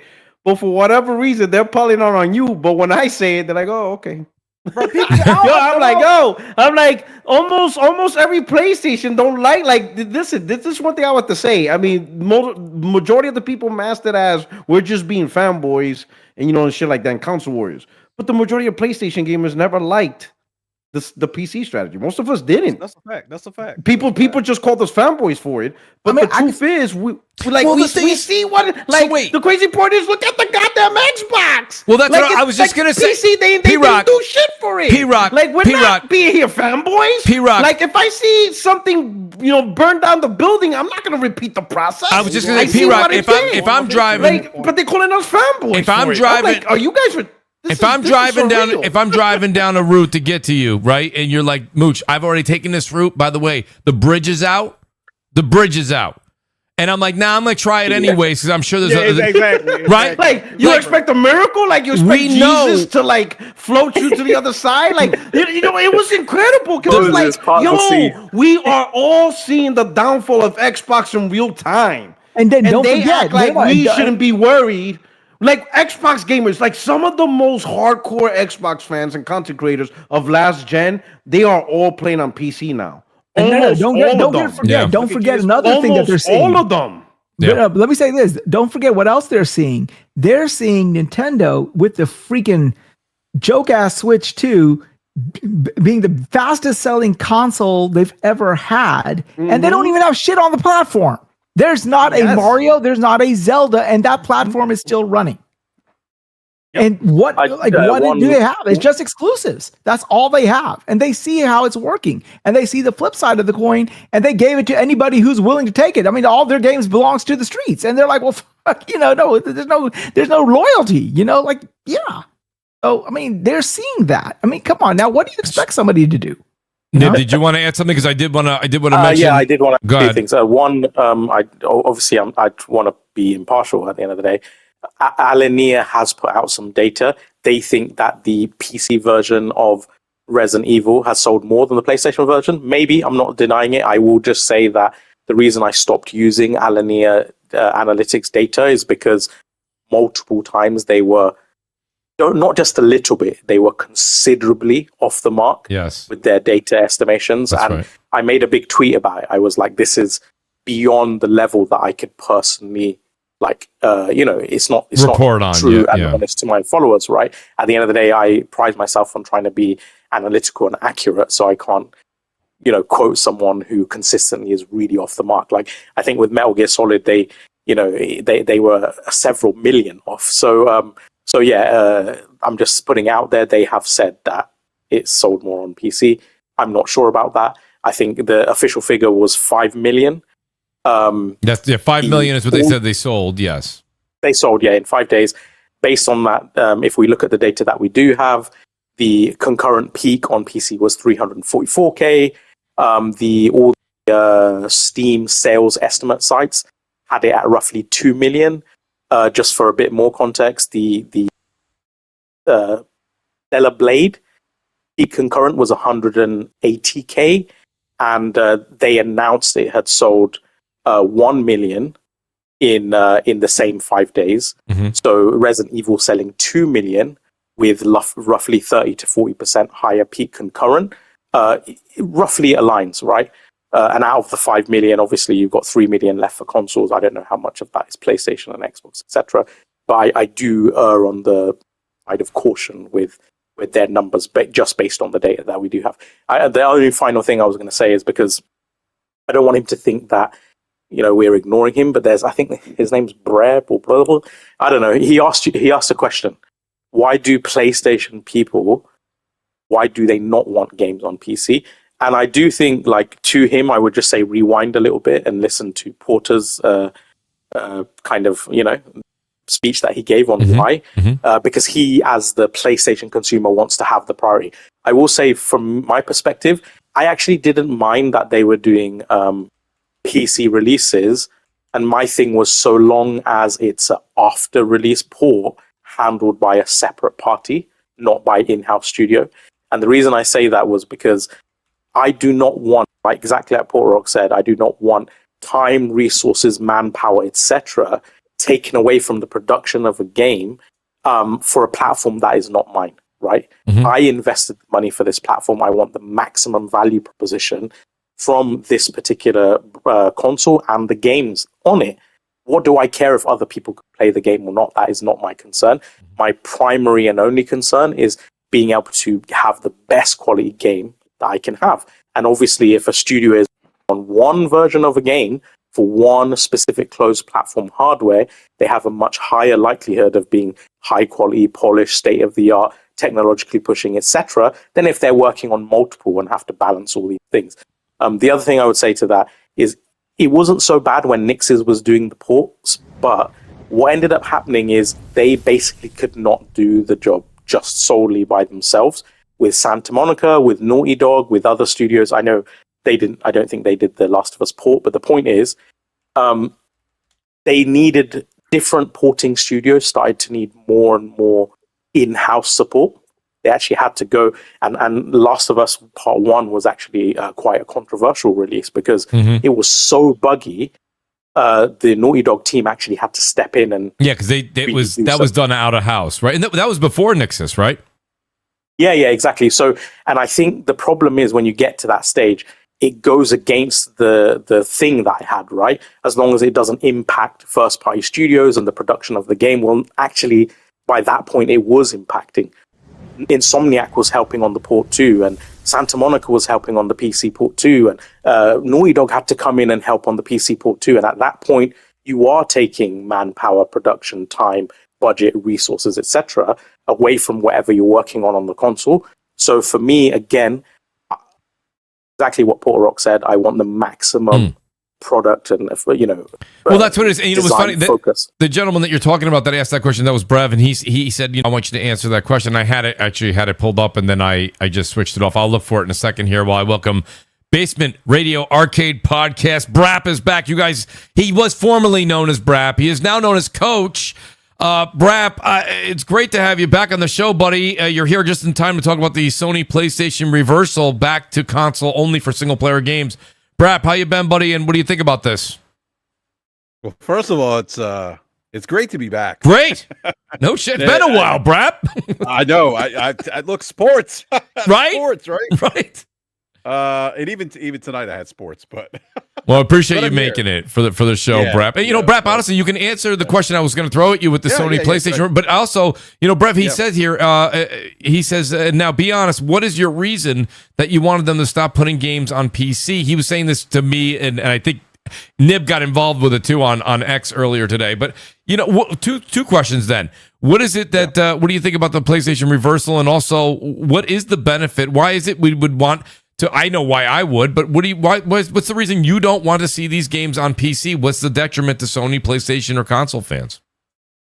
Well, I didn't have an issue with the games going to PC because I game on PC, but what I would want is them going day and date on PC, because that totally flips the calculus, and actually I think would hurt in the long. I mean, somebody mentioned Xbox. We saw what happened with Xbox. Yeah, once they started putting their games on PC, that devalued the platform, the need for Xbox. So I didn't have an issue with the staggered release, and I can't totally say that I'm surprised that they've reversed course here, because Sony's done that in the past. They've dipped their toes in different pools. You remember they did PlayStation TV, right? They tried that out for a little bit. That's right, and then stopped. Right. There's some other things they've done. Well, portable, the portable handheld gaming, the PSP, the Vita, they tried that. They stopped. Although there are rumors that they're revisiting and may release their a new handheld, which I think wouldn't surprise me, just given some of the success of the Nintendo Switch, and then the advent of some of the PC handhelds, the Steam Deck, things like that. But I'm not surprised by this course correction. I think that they tried this. They were like, okay, we're going to give this a try. They looked at the data, they did a lot of trend analysis, and probably came to the conclusion, like, at the end of the day, I know people are like, oh, it's billions of dollars. Like, it is, but if you looked at the financials over the course of a couple of years, it was what, 2% of revenue? 1.5% of the total since they started the ports. Exactly 1.5%. 1.5%. So I was generous. I rounded up, but Nib's right. 1.5%. It's out of 154 billion total revenue they've made in that time. And just in fairness, I used PlayStation's own dollar average, currency average. So it is an accurate thing. So you used the yen. You didn't. So use the yen. I didn't use the market rate at the time. I used each of their reported averages. Gotcha. Okay. So I think what happened, Mooch, is that at the end of the day, the juice wasn't worth the squeeze for them. Right. They tried it. They probably thought, you know what, we're investing millions of dollars in these ports or timed resources. We're probably better off taking some of the resources because look, it's not zero, right? It isn't free. People say, oh, it's free money. It's not free money. They probably thought, you know what, we're better off taking some of those resources, some of that financial investment in these ports, and putting it somewhere else where we're going to get greater ROI. Yep. PlayStation plays the long game. They're an ecosystem. I keep explaining this to people. They're like, oh, well, look, Capcom. They look at Resident Evil. It's selling great on PC. Well, Capcom's a third-party publisher. Right. It makes sense for them to put their games everywhere because they're a third-party publisher. They're not selling you a piece of hardware to generate additional revenue off that hardware or to monetize people that sit inside that ecosystem that play games on that hardware. Two completely different business strategies. So that argument drives me nuts, by the way, because I'm like, people, like, if you don't understand how the business works, you probably shouldn't comment on it. But I think that's what happened. Like, the juice wasn't worth the squeeze. Where can we monetize, get further monetization, ROI? And that's going to be inside the ecosystem.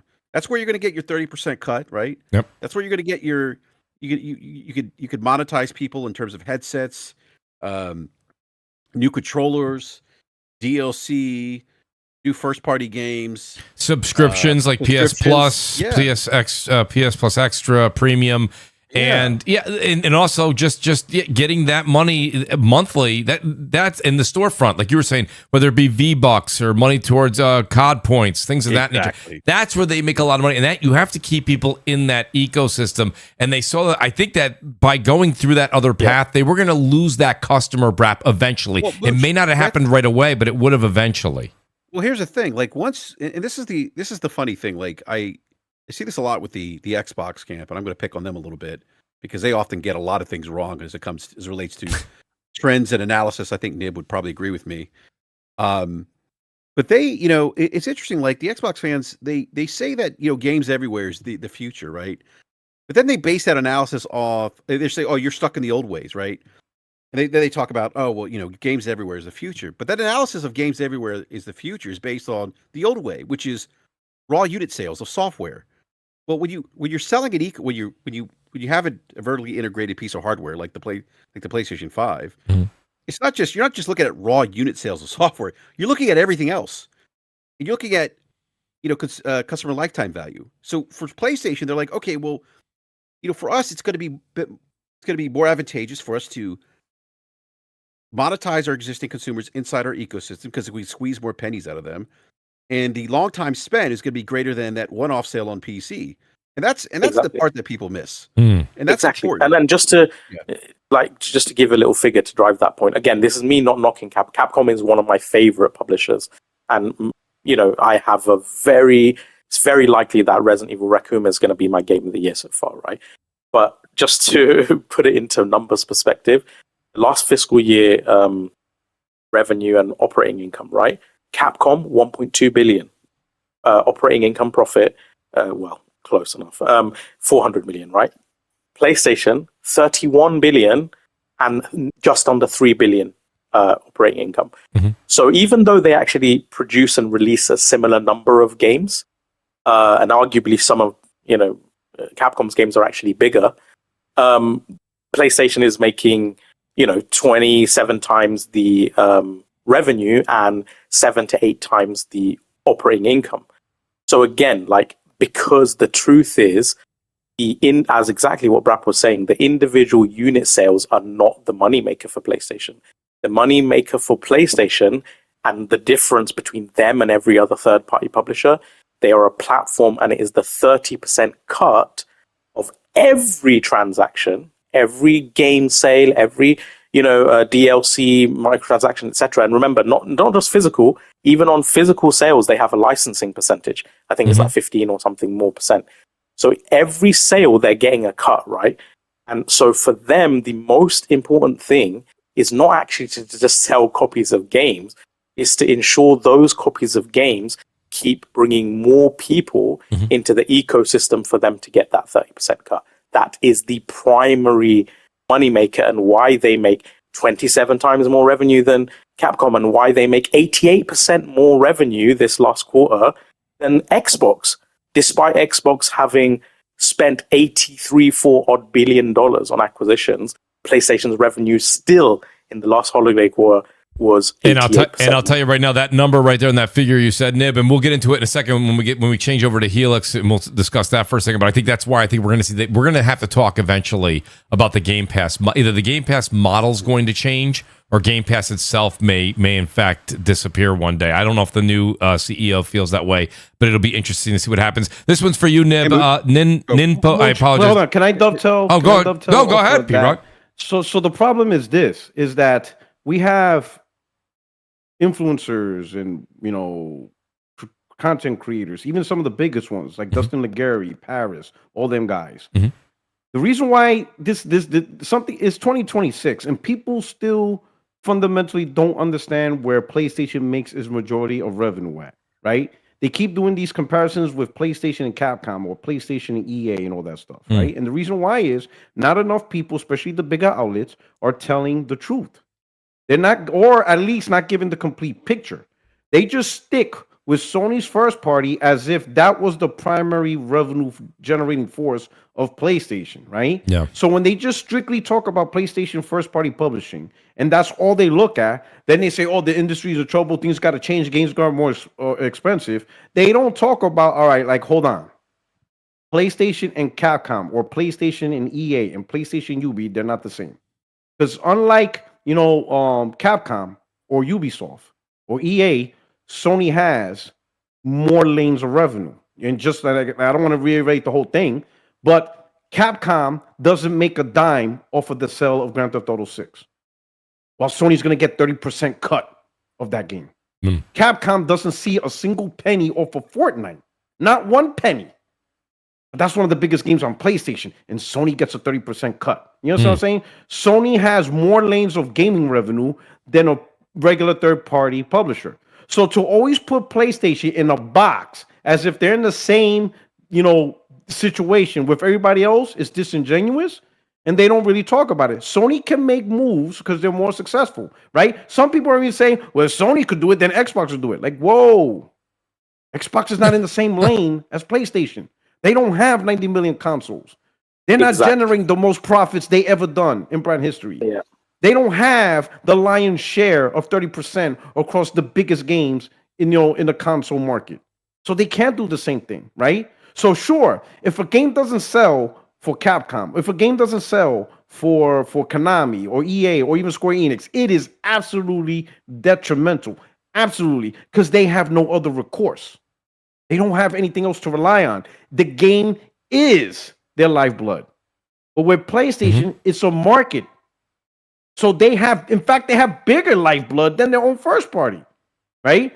But when we have content creators, they don't talk about that. Then you have a community of people that just don't understand what they're saying, and they're just repeating what they hear. In their mind, in their mind, they think, okay, Sony's losing a lot of money on the table. That means they're not going to be able to create games. Then, the prices are going to go up. They think of all these things like, bro, most of their money is not even from their first party. Right? Listen,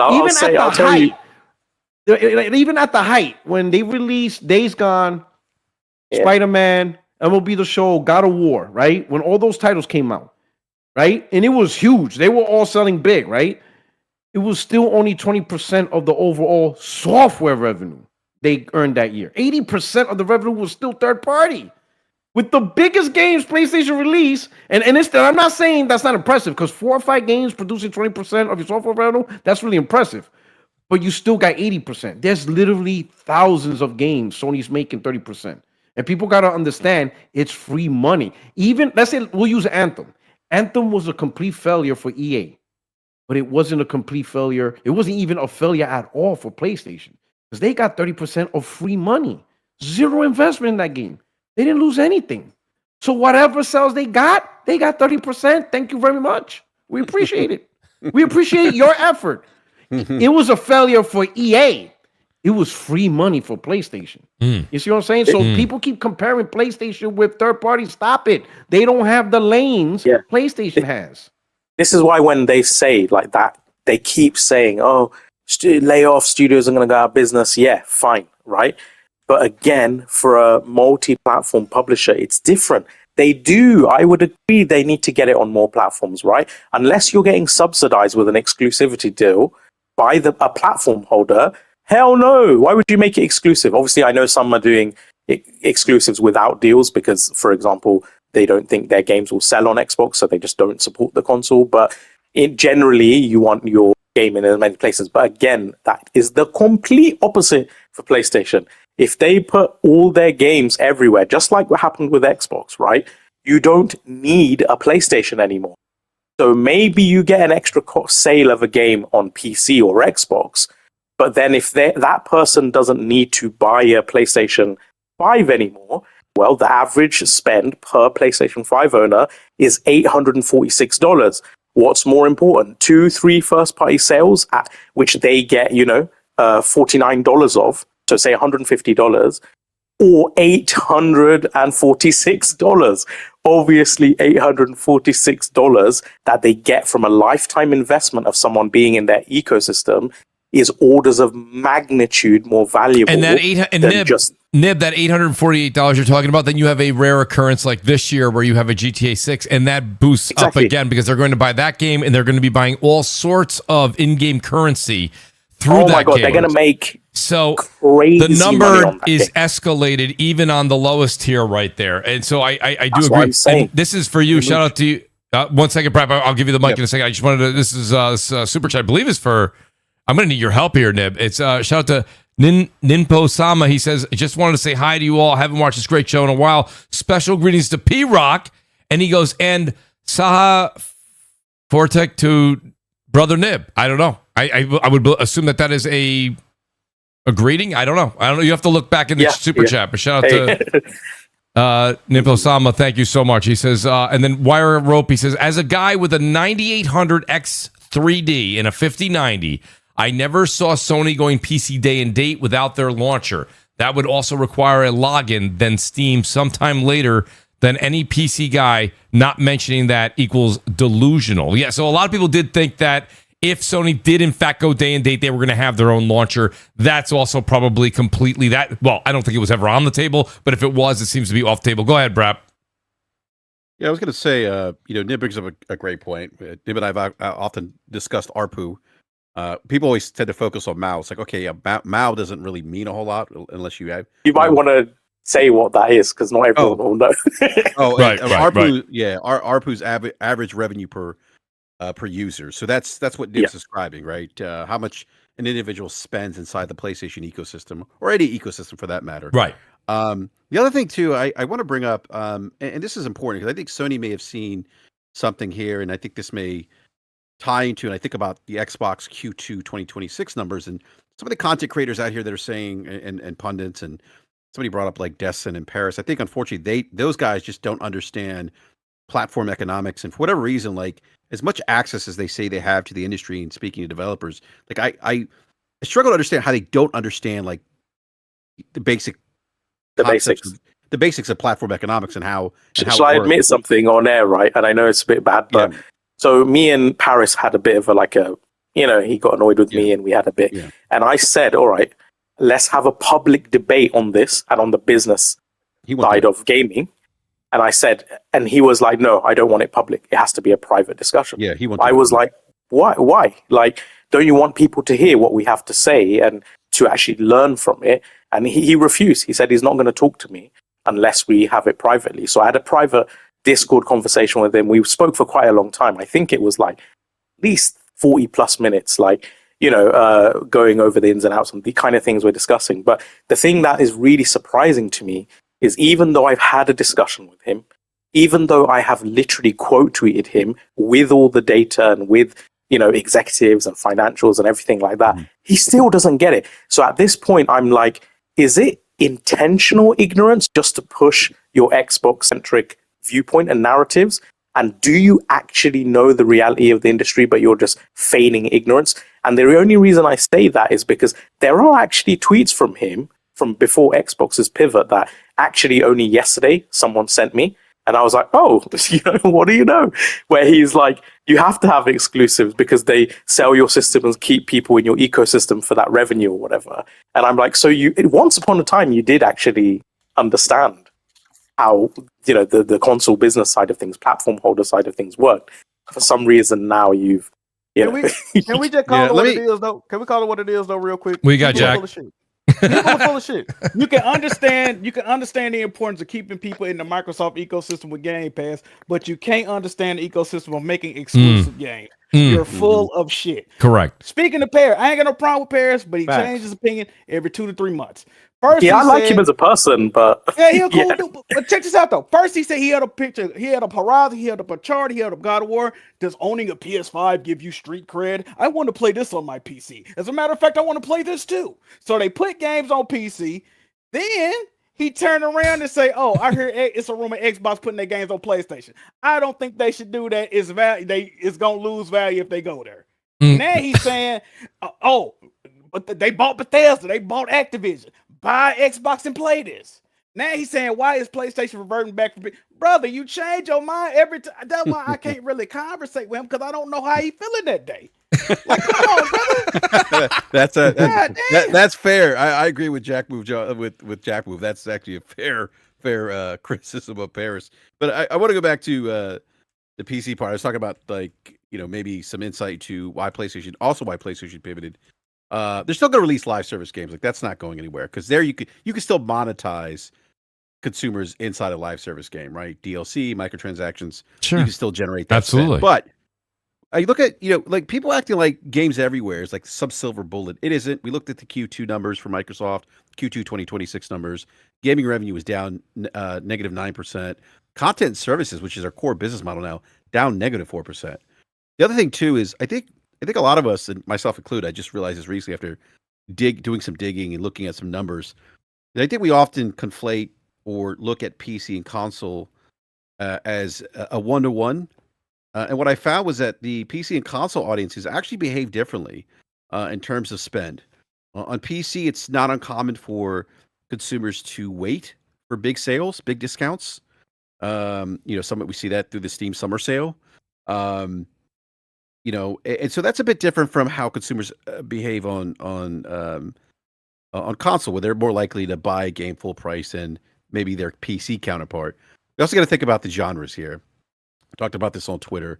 The PC audience typically favor genres, right, that have really found their roots on PCs. You think of like strategy games, sim games, management games, MMOs, tactical shooters.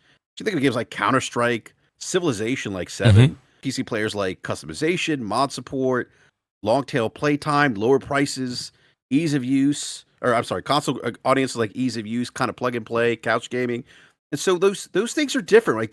We're talking about different consumers who have different wants, different needs, view purchases differently, gravitate to different types of genres. And I think maybe PlayStation looked at that based on engagement, based on, I think somebody mentioned the 30% cut, right? Now we're also giving up that 30% cut to Steam. I think they probably looked at some of those things and maybe this just isn't worth it. And I look at Xbox and look at their financials, and their games day and date have been on PC. And if you listen to some of these content creators, they're like, that's the silver bullet. Games need to be everywhere. And it's like, well, how's that fair for Xbox? Because it really hasn't. It's actually been detrimental to their hardware ecosystem. Yeah, I mean, I know people are like, what the fuck is this dude? And they're always talking numbers and data. Like, what's wrong with you? Well, because the thing is, yes. You can't oversimplify and assume that at the end, I always say it's not my opinion that matters. It's what the facts show, right? And to that point, right? So they release all their games day and date on PC, right? And everyone, Phil Spencer said 650 million active gamers. There's other estimate sites that have 1.8 billion. Obviously, there's 130, 40 million on Steam, etc. Right? You'd think it would add a significant amount to their revenue, right? Like you're releasing games to a higher install base than even exists on PlayStation. What happens? Like from fiscal year 2021, when they launched their new console, to just the last report they had before they stopped reporting without Activision, I think it's 2024, no revenue growth. Over those 4 years, from the first year, 2021 to 2024, I think it was a difference of like 150 million or something, right? 2% or something like that. But the crazy thing is that's including ZeniMax, and ZeniMax has an estimated 500 million per annum residual income from their legacy titles and things like that, Oblivion and all the rest of it.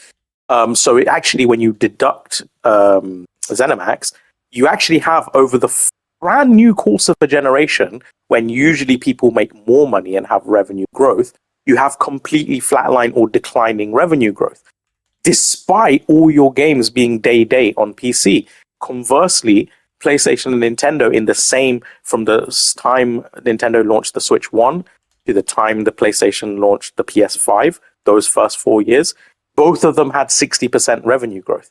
So you got one that had revenue decline by releasing PC games day and day, and the other two not doing that. They had massive revenue growth. So even to the PC gamers, like, I get it, guys, like, you want to play PC games, and obviously you have a personal self-interest in wanting those games, but don't let that mug you off from the reality of the data. Don't be one of those people. Sometimes you have to admit, I really enjoyed High Guard. I know people didn't like it.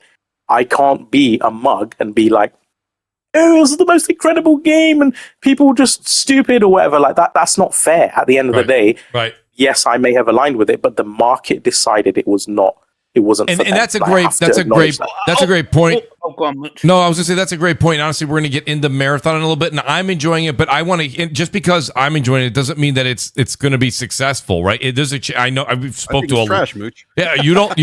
Well, you don't like it. And I think maybe more than half of the panel might not like it tonight. Maybe all the panel. Yeah, I didn't love it. Well, it's the thing, Mooch. Just one quick point to what Brap said about that buy-in. Like, if you look at like what's successful on Steam right now. 2 months. So Mugenics released last month. Huge, massive success. It cost 30, right? It only cost 30. And huge success, but it's a tactical, turn-based roguelike with like sim management. It's this whole concoction thing. And Slay the Spire 2, which is also PC, only on PC, released today. And its player count just keeps going up and up and up. And it is a roguelike deck building game. These games won't do as well on PlayStation and Xbox as they would do on PC. There's proof to this, because when Pillars of Eternity was made, it was on PC, right? It sold 200k on PC in the first week. They ported it to Xbox and PlayStation. It only sold between both platforms 50k. And it's like, that is a massive drop because people just don't vibe with that game, whereas people on PC will vibe with that type of game. So, of course, it's a lot of things may not sell as well, but it's because people are into just very different genres. Steam is very diverse when it comes to what genre it has. Like, it has basically every genre you could think of in your mind. Take any genre, slap it together, and there's probably a game on there that is that genre. It's like anything that catapults to high success. It's like, well, that might not necessarily do well on console. I think Mugenics would do well on Switch. I think that's a Switch game.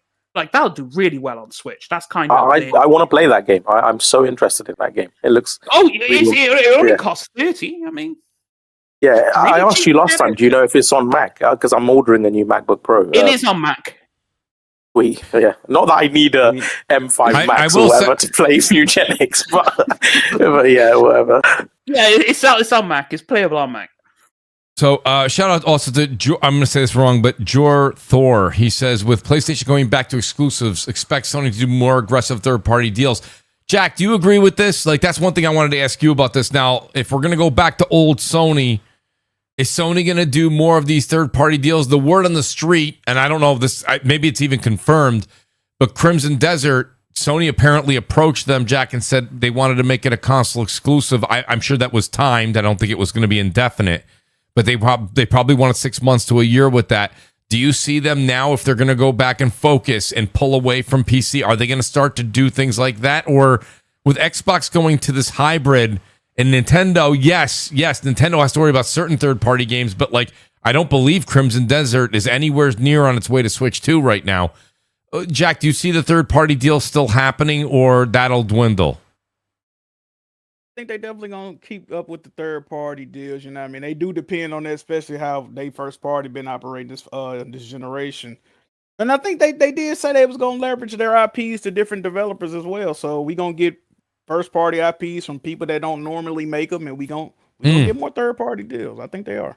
Okay. No, and honestly, I think a bit of it would revert to, what did they just do a third party deal with? Didn't they just have something that was console exclusive just recently? Exclusive. I thought Nib was called Nib. What was the game that it came out recently? I thought that it was. I know that, like, for example, they're going to have. I told you I'm drawing blank tonight on everything. I'm just not. Work was horrible today. They've got Phantom Blade Zero coming out. Phantom Blade Zero is the one that was up on my mind. One's coming out in September. That's what I was just going to say. I think they're making more deals with China specifically because they really want to penetrate that market and be, let's just say, like, because obviously it's an extremely PC centric market, but they essentially want to be the budding console, just like they did in Europe, by the way. In fact, one of the reasons that, funnily enough, it was Jim Ryan, even though I think he's had a disastrous effect on PS5, I won't take away from what he did during the early PlayStation generation days, because he's actually pivotal to their success in Europe, and Europe is actually pivotal to PlayStation success in general. One of the reasons PlayStation did and has done as well as it did is because it does so well in Europe, and basically Microsoft focused mostly on the United States audience, whereas PlayStation is always looking to broader markets. So they're eyeing the Middle East right now. They have a huge amount of marketing in the Middle East, and in India, they've started to do, campaigns and things like that. And obviously China as well. They spend a lot of money in China at the moment on advertising. Entire shopping malls have like PlayStation decked out, like, with girls and stuff and all this other craziness. Well, there are. So I think that's why. I think on the other side, they probably don't. I don't think they'll be as aggressive with third-party deals. I could be wrong. The only reason I say that is Xbox is not as much of a competition anymore. They don't really need to. Maybe when the new console comes out, they need to have some locked and loaded for that time, just in case it runs away. But which I don't think it will. But as is, they just don't have the same threat that they used to. And diminished market. And shout out to Eric, the producer. He just reminded me the next Silent Hill Townfall is going to be console exclusive for a period of time at least. So I appreciate that, and also Kenna, the new Kenna is going to be also an exclusive. Kena is a deal, but I don't think Silent Hill is. A lot of these current timed and non-timed or whatever exclusives are actually not because of deals these days. They're just because people, studios don't see as much viability in sales. In fact, one studio came out and said, like, unless they have, I think it was that. I forgot, it was some medieval game. It looks a bit like Plague's Tale.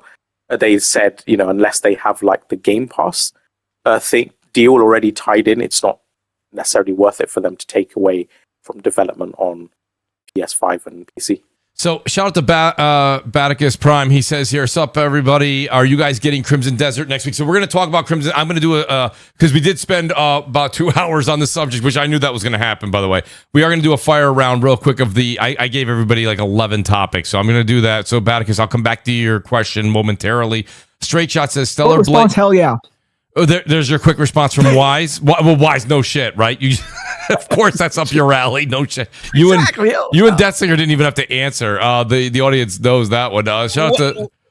We will come to it. We will come to it, though. We will come to it. Straight Shot says, Stellar Blade being the best single-player game on PC killed the entire experiment with, all with a delayed release. Hail Eve and Shift Up. Yes, that was Stellar Blade did do phenomenal on, I think, both accounts. Mariko said, I didn't care for the PlayStation ported to PC. I just knew it wouldn't be worthwhile financially, and they'd eventually reverse it. Brian East, if you could also tell me next week's winning lotto number, since you're predicting everything, that would be great. Just drop that in the DM. Moonshot says, maybe I'm a hater, but Xbox announcing their code names for the next console is always so cringe. No one else does that. But that's kind of their shtick, though. It's kind of something that they do, right? That's what they've been doing that for 2 generations now. Moonshot. So the end is not in sight. The Gaming Ledger's back, and he says the Xbox crowd is starting to resemble the BlackBerry crowd, arguing online long after the market moved on, and RIM transitioned to a service provider. Ledger with no chill. He's going after them there. Ledger, thank you. I appreciate that. So let's kind of like, I guess we can get into that. I was going to discuss, we kind of talked about Project Helix. Does anybody on the panel want to discuss that at all? I mean, I see a couple people. Shout out to the great J-Dub. J-Dub's writing me in the DMs. The thing is, Mooch, with Helix, I could just break it down. No, go ahead. Quick. You can make it quick. Go ahead. Because I don't have much to add to it, right? It's a PC running a modified version of Windows, which is the Xbox operating system, and it's going to run PC games, and it's going to run basically PC games, not Xbox games. Right. And the only reason you do this is because it's easy on developers, because you're putting your games day one on PC anyway. So instead of making an Xbox version and a PC version, just make one version that works across both, and then you don't have to port your game from the console to the PC. You just make one version, and it works across both. There we go, job done. That's Helix, and it's going to be expensive. I was going to think, and this is just me tinfoil hatting. I do think the timing of Jason Schreier's article was a bit coincidental. The fact that PlayStation's not doing PC releases anymore, and then the next day Xbox was like, we're ready to talk about our PC hybrid. Yeah, our PC. Yeah. I'm just saying, I don't think that probably was coincidental. And I think PlayStation maybe is trying to get ahead of Helix and of Steam Machine and be like, so indirectly, yes, we are. Nib, can I say something here? Shout out to Eric, the producer. He just sent me this. He says, this is from Moore's Law is Dead. He said, also from Moore's Law is Dead, also still confirms that PlayStation 6 will launch in fall 2027, but could see it launching early 2028, but will be more surprised. He also brought up the fact that we've seen this before, RAM prices going up, and brought up COVID and how there's these articles about delays. I don't know what COVID has anything to do with it. He said it was more expensive to delay it than have the current plans in motion. So remember there was discussion about an article about a week or two ago came out saying Sony may be pumping the brakes on having the PS6 come out in the time frame that people were originally saying. Now he's saying it may be more costly to delay it. And if Microsoft is planning to do a late 2027 release of Helix, then maybe we will see a PS6 by the end of next year. I feel like that's extremely early. I thought the fall of 2028 would be the earliest. Anybody on the panel have any thoughts on that? If PS6, in fact, would be a late 27 or early 28? I think that's a little early, but if they know their competitor is going to be out there, they might want to, Jack, what do you think? I mean, I got an opinion a lot of people don't agree with. If it launches next year, it's going to be $1,000 retail. And it's still going to come in cheaper than the next Xbox. So people going to view it as a deal. I agree with that. I was literally going to write that in a tweet earlier today when somebody was like, it's going to be expensive. I'm like, yeah, but the thing is, though, with Xbox going ahead and raising their price, Jack, to like somewhere that rumored $1,200 to $1,500, if the PS6 is legitimately under the $1,000 or $999, right? It's still cheaper. Yeah. It's still cheaper, right? So what is this here? So this is another Moore's Law is Dead. There's somebody who covers his podcast and he's doing it.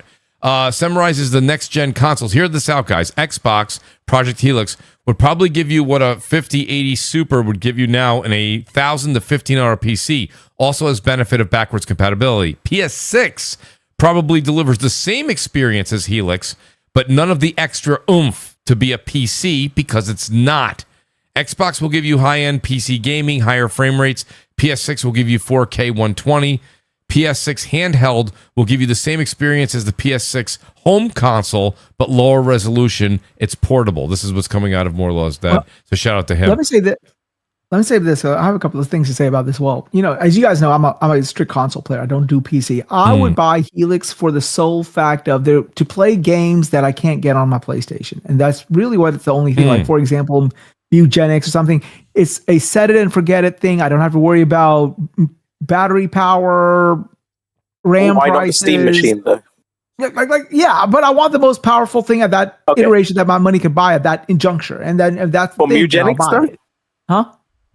For Mugenics? For Mugenics? You want No, what I'm saying is I'm not going to buy it from Eugenics. I'm just saying, just sort of like future-proof it to whatever extent. I don't know any I suppose there is if you played like, the League of Legends type stuff. But generally what I find is the reason I can use my Mac, because I actually have a gaming PC. It's really old and archaic now. But for indie games, usually my MacBook is fine, because what I'm noticing is the actual exclusives that PC does have, they're usually always... I can't actually think of the last AAA exclusive that I needed to, play on the PC, for example. So I also agree with you. Like Xbox would be, ideal for that, to play what is on PC, but not. But I get the feeling that there won't be anything that is demanding enough to necessitate having to spend that much on the Helix. Yeah, it'll be a something that I will be looking into at that time. I mean, as I'm getting much older, like looking at something like this, like if I'm gonna pay, they're gonna ask me to fork out $1,500 to play a just basically PC ports, what amounts to it, and I can get the same thing on the box that I have at home, then I'll be stupid to pay $1,500 for it. You know what I'm saying? So it's like one of those things. They can show me there's a reason for me to have this, then of course it'll make a reason not buy it. I don't care. However, at the same time, like if they cannot distribute a reason to give for me to even compel me to buy it or fork over that amount of money, then it's a non-issue. It could be the most powerful thing in the world. It could eat monsters for breakfast or lunch and dinner and have diarrhea the following day, but it's not going to affect me none. Can't do a damn thing. Well, I think already. For you, Wise, it would be a good purchase for you because you're never going to mess with PC. But if they do indeed bring Steam to the console, then that's another reason I want those sales. And then not only that, but you have a whole world of games that would never come to console anyway, like a Eugenics Slay the Spire. They may come somewhere down the line in like a year or two when they eventually get around, because most of these are like small teams, right? These are AA indie games. So, of course, a lot of these, but they're really, really popular and they're really good quality games. But because they're not AAA, people go, ooh. And it's like, you're passing up a fantastic game, but now you not only do you get what Xbox makes anyway on console, but you now get those games and you get to do it from the comfort of your couch. So you win-win in this situation. It's funny though. We talk about but Steam Machine being around the corner, and this conversation is going to get a lot more in depth once we know the pricing of Steam Machine. I'm shocked they haven't announced that yet. It's going to be much cheaper than the Helix. Absolutely. I play a lot of third-person action RPGs, Japanese RPGs, top-down, RTSs. Then you need Steam. Metroidvanias and stuff. And I've just noticed, like especially for Metroidvanias, those Steam sales are like $1. Some of these games, like I remember I saw, what was it, Ender Lilies or something for $1, and that's like I can't even get that on a PlayStation. Just for money's sake, if I buy something like that can play these types of games, so I can capitalize on those sales, and I can get these games for $1, then yeah, I'll do it. That is the angle I'm looking at. Like if I'm stuck with PlayStation, yes, I want to play PlayStation. I'm going to play PlayStation predominantly. However, like I can't argue with a Metroidvania for $1, and if I have to play it on Steam, this will be the most efficient way for me doing it. Yeah, but there's so many ways to play that game right now for $1. You don't have to spend $1,500 to experience that. This is true, but that would be like the only motivation I would personally have. I think Wise just has he's got this itch to just burn money. Right he likes to burn money. Yeah, he's trying to buy a truck. What else are you trying to buy, Wise? If I don't burn my freaking money, my kids will. So somebody's got to burn this shit. I'm going to burn it on me. Hey, I got a question. No, this is a bit expensive for me as well, man. Like, obviously not truck expensive, but a MacBook Pro, the M5, right? My kid wants a fucking Raptor, dude. All right. Okay, you win, man. You win. How much is a Raptor? How much is a Raptor? Like $75,000 US. But are you going to buy it outright, or are you going to pay monthly? Oh hell no! I'm going to buy it outright. Why would I pay monthly?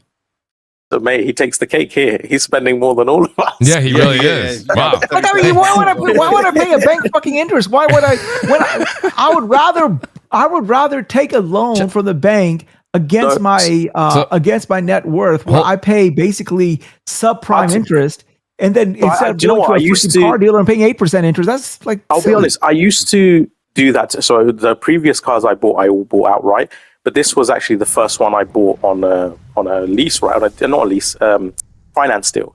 And the reason is because I realized, one, at the time it was a crazy low interest rate. I think I'm paying 1.9% or something. That's so crazy. over like 6 years, it's like 1,200 or 1,400 interest, right? Which is nothing really. And then, but with that money, obviously, anyway, let's not get into it. Yeah, let's not get you into invest that. in the stock market, you invest in crypto, etc., and you make so much more than if you had just paid outright, right? Right. Yeah. Now So, Jack, did you say you had a question? Yeah, I did. I was trying to figure out, do Microsoft benefit from them buying games through Steam on their platform? Like, They get a cut. oh, they would. Okay, I'm just saying, bro. How do they get a cut? But how they get a cut? Yep. Like, yeah, that doesn't make That's what I'm sense. trying to figure out. On the actual console. I thought you meant on PC. So on this PC right now. So this is what I wanted to make comment. I wanted to comment about Helix, but good segue. This is like the $1 million question for me. If you have Steam on the Helix, and by the way, I don't know if you guys saw Mikey Barr's tweet. Yeah, I did. Yeah, and so Helix. He said, something "Sounds very familiar," and then he goes, "It's back." It's back, yeah, and so this is something they worked on. He said a decade ago. He did. Pardon me. He did not say that. The rumors were that it's a decade ago. Yeah, 12 years ago, and I'd heard that it was basically a PC with Xbox logo slapped on it, and probably was going to cost $3,000 or so, and then they scrapped it. But this thing could be priced pretty high, and I think I've heard that if it's gonna emulate Series X games for the Series generation, expect the price to be higher. If not, a workaround would be to have those games streamed via cloud as a way to keep cost. This is what I've heard, but so it's going to be interesting to see like how this thing plays. But for me, the $1 million question is, how are they monetizing? Like, you have Steam, you have the Xbox storefront. I mean, like, yeah, I guess your core gamers are going to go to probably Xbox, I guess, but you basically have introduced a competitor now. How did they? You have to look, Brap. You have to look at the wording. Is the wording clear? So I'll ask Detzinger. Let me ask you, right, real quick. See, the tweet that came from the CEO basically said you'll be able to play your Xbox and PC games. I think didn't say Steam. Said PC games. So is that Microsoft storefront only? PC is Steam. The thing is, I understand. I understand. It's like if you just use the Microsoft Store of PC, it's the exact same shit you have on console, right? The point of Steam is it has much diverse catalog. It has the most games. So if you bring that there, not only do you have better customer service because you still have the 2-hour refund policy, which isn't even 2 hours; it could be as much as 8 hours. Steam is really fucking good. Better sales too, Deathsinger. Yeah, better sales too. Yep. Like, you would have no reason to buy any multi-platform the Xbox Store when you have access to Steam. So that is why it is the most confusing thing to me when everyone's championing Steam coming to the unless they have a deal with Valve. So the fifth, like Microsoft struck a deal with them. But here's the thing: so we're paying $1,500. Are we paying $1,500 for back compat? Like, why? So. What do we? I think so. I think so, Mooch. I think you're paying $1,500 for back and pat. That's the only thing that makes sense to me. I guess obviously we're all. It seems expensive. You know, I mean, oh my gosh. But they're going to support. They're going to. Listen, a little bit of Moochonomics here. They're going to support the Series X well into what they want to start the next generation. If you have a Series X, you can play all your Xbox games right there. If you really want to get into the ecosystem that Singer's talking about, and Steam and the dollar Metroidvania games that Wise likes, you can build yourself a PC for cheaper than $1,500. It won't have an Xbox logo. You could put one on there. You know, you can buy one and put it on there. I'll actually be perfectly honest. If all you're interested in on Steam are AA and indie games, just buy yourself a Steam Deck. Or a Steam machine. And just the Steam Deck, because most indies and AA's run flawlessly on the Steam Deck. That's true, but listen. That is the cheapest entry into the Steam. Deathsinger, you're right, but I was having this conversation a week or two ago with you. I tried out, now listen, just because it's verified doesn't mean it's qualified, right? So Steam Deck verified was Borderlands 4. That's not what you're talking about. Detzinger's talking about indie games. No, I'm talking about indie and games. AA. I understand. So you're right for indie, AA, smaller games, yes. But I tried to play Borderlands 4, and it has the green check on Steam Deck. That's a mess. It's a mess. Well, here's the thing: it's like if you're just looking to get the AA, if all you're looking for is AA and indie games off Steam, Steam Deck is the cheapest way to do that. Then next cheapest way would be Steam Machine. Then build your own PC. Then build your build your own PC or buy a pre-built for. You can buy a pre-built for $1,500 or $1,300 or $1,100, and you don't have to, whatever. Let's say you're a PlayStation only gamer, right? All you have is a PS5. That's your main platform. Well, you're going to buy Borderlands and all these Resident Evil on there, right? Right. But if you wanted the AA and indie games that you see on Steam, like Mugenics or Slay the Spire, which aren't on the console, your easiest way to access that is the Steam Deck. That is your route. See, let's ask you a question, okay? And I know you may not be an expert on this, but I and everyone else in the panel, okay? The thing is this, right? Like as y'all hear, like I'm doing this because I get access to Steam. But like for my job, I have a pretty good MacBook because I have to, because I do online classes and everything like that. Yeah. How good is Steam on the Mac ecosystem? To be honest, I absolutely hate Apple, so I couldn't tell you, and I'm not the person to ask. I use Steam on my Mac, and I think it's great. I think it's fine. Yeah, I think it's perfectly fine. Yeah, I played Hades 2. The only annoying thing, there's like minor things, is you can't. I was struggling with recording clips for like X and stuff to put footage up. For some reason, the audio bugs out. But actual performance-wise, it was pretty much perfect. I'm on the M1 Pro, so it's quite old, 2021 or 20, whatever. I was getting locked 60 pretty much, 4K on an M1 Pro. Yeah, on an M1 Pro. Wow. Yeah. That's a pretty well optimized situation. It is. Yeah, you'd be surprised. I think the graphics. Obviously, if you buy a newer one, even the Air, like the new M5 Air, actually has more GPU performance than the M1 Pro. So if you bought like a $800, $1,000 whatever Air, the new one. Yeah, because it's associated with this is a tax write-off. So I've always wondered, exactly, you always hear the games you don't buy a Mac to play games. I get that, but I'm like, why is my accountant? I play it on mine. I have a HDMI. I plug it into my TV, and I literally just play off my TV. Yeah, I gotta Mooch real quick. I don't mean to interrupt. I gotta go in here in just a couple minutes, but we're talking about the whole Steam thing. Remember that word platform economics I mentioned earlier? Like yes. the idea of Steam, a Steam storefront on quote unquote the next Xbox undermines platform economics. Like it just doesn't make sense to me. Like, right, the console makers, we talked about this earlier. Like we talked about the PlayStation digital storefront makes money. But like if you have Steam and you have Xbox, now like you're missing out on a percentage of software sales that are going to go to Steam. And plus your games, your first party games are on Steam. They're losing that revenue cut that they would normally get that would fund that platform coming through that digital storefront. It just doesn't. I don't know. Yeah, it doesn't make sense to me. Yeah, that's why the whole thing. A lot of this is again. It's like when Mike tweeted out, "Sounds familiar." It's back. People dug into it and said, "Oh, this is something he worked on before. He knew about before." That's fine. I actually read it real quick and I thought something else. I thought he was referring to. Okay, we had leadership go out the door. And then now we have new leadership, and you expect to hear something like new, and it's like it almost sounds like the same rhetoric, right? We hear you. We're gonna do this. We're bringing Xbox back. But then today's tweet of like it's gonna be this hybrid, which is fine. But that's what we've been talking about for at least the last year, maybe longer. That it's still gonna be the hybrid. So how does that bring Xbox back to its original? And people go, well, they're gonna bring exclusives back.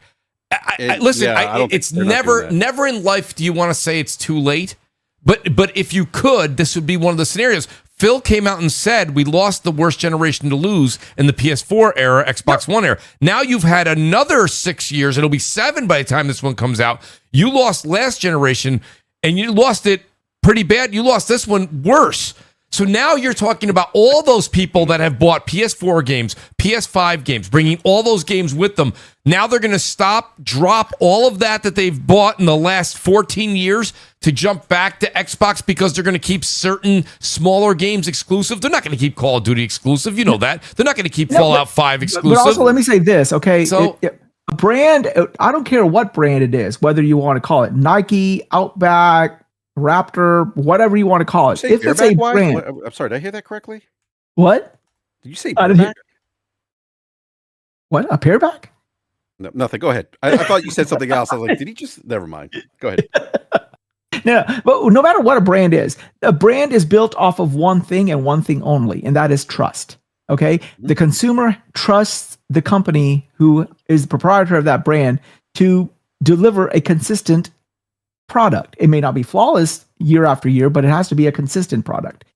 Because of all of this nature of Xbox going back and forth, open this, that, $1,200 boxes, $1,000 handhelds, Game Pass, this, that, there is no confidence left in the Xbox brand. So even if they walk everything back, there is no, the player base, it's 30 million and dwindling on the Xbox platform. Many people are just running to PC. Yeah. A lot of people are going to Xbox solely because they do not like PlayStation. And they're like, okay, yeah, that's the only other console I have. But what I'm saying is that that's the situation. There is no faith left in the brand. Yeah, okay, tomorrow morning, Asha comes out and says, okay, yeah, we're taking everything back. We're going back to a $15 Game Pass price or whatever. We're doing console exclusives. That group that you hear say that, though, Wise, and they're like, I just don't like PlayStation. The thing is it's forget what you like and what you don't like. You like gaming, right?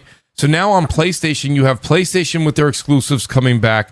Xbox right now, unless they revert, which anything's possible, right? I'm not going to say it, but Xbox games right now are coming to, at least for the next year, are coming to PlayStation. You had the guy who works at 343 being like, yep, Halo's coming to, that's coming to PlayStation.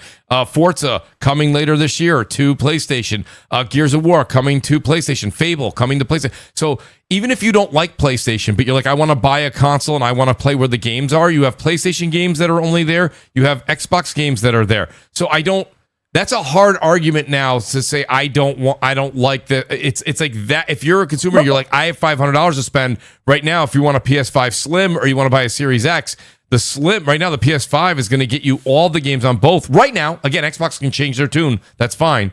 But like right now, that's where that is. I don't understand that concept or that argument anymore. No, but my point being is, say they walk it back. They walk all of that crap back. Who's going to believe them? They can't afford to do that. They can't. Right. Thank you, Jack. And who's going to believe them if they do? Point. That's my question. Who's going to believe them? Yep. And that's the thing. That's why Steam does so well, is because Steam has maximum trust with their user base. Like, if you want to talk about who trusts people the most, I would say it's probably Steam has. So I got a question. I got another question though, right? Xbox has no trust.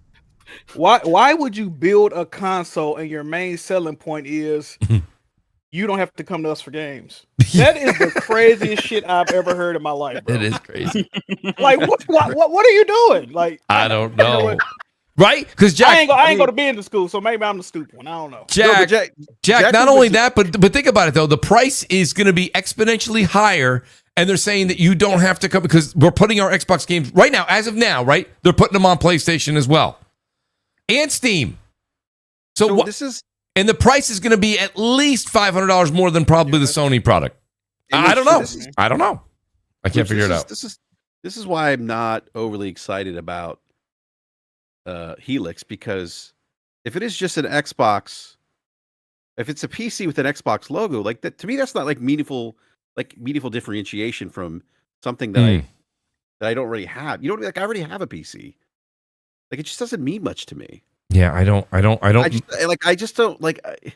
It sounds cool. The idea sounds cool, but it's like, if it's just a PC, like, okay, but PCs exist. You're not really solving a problem, right?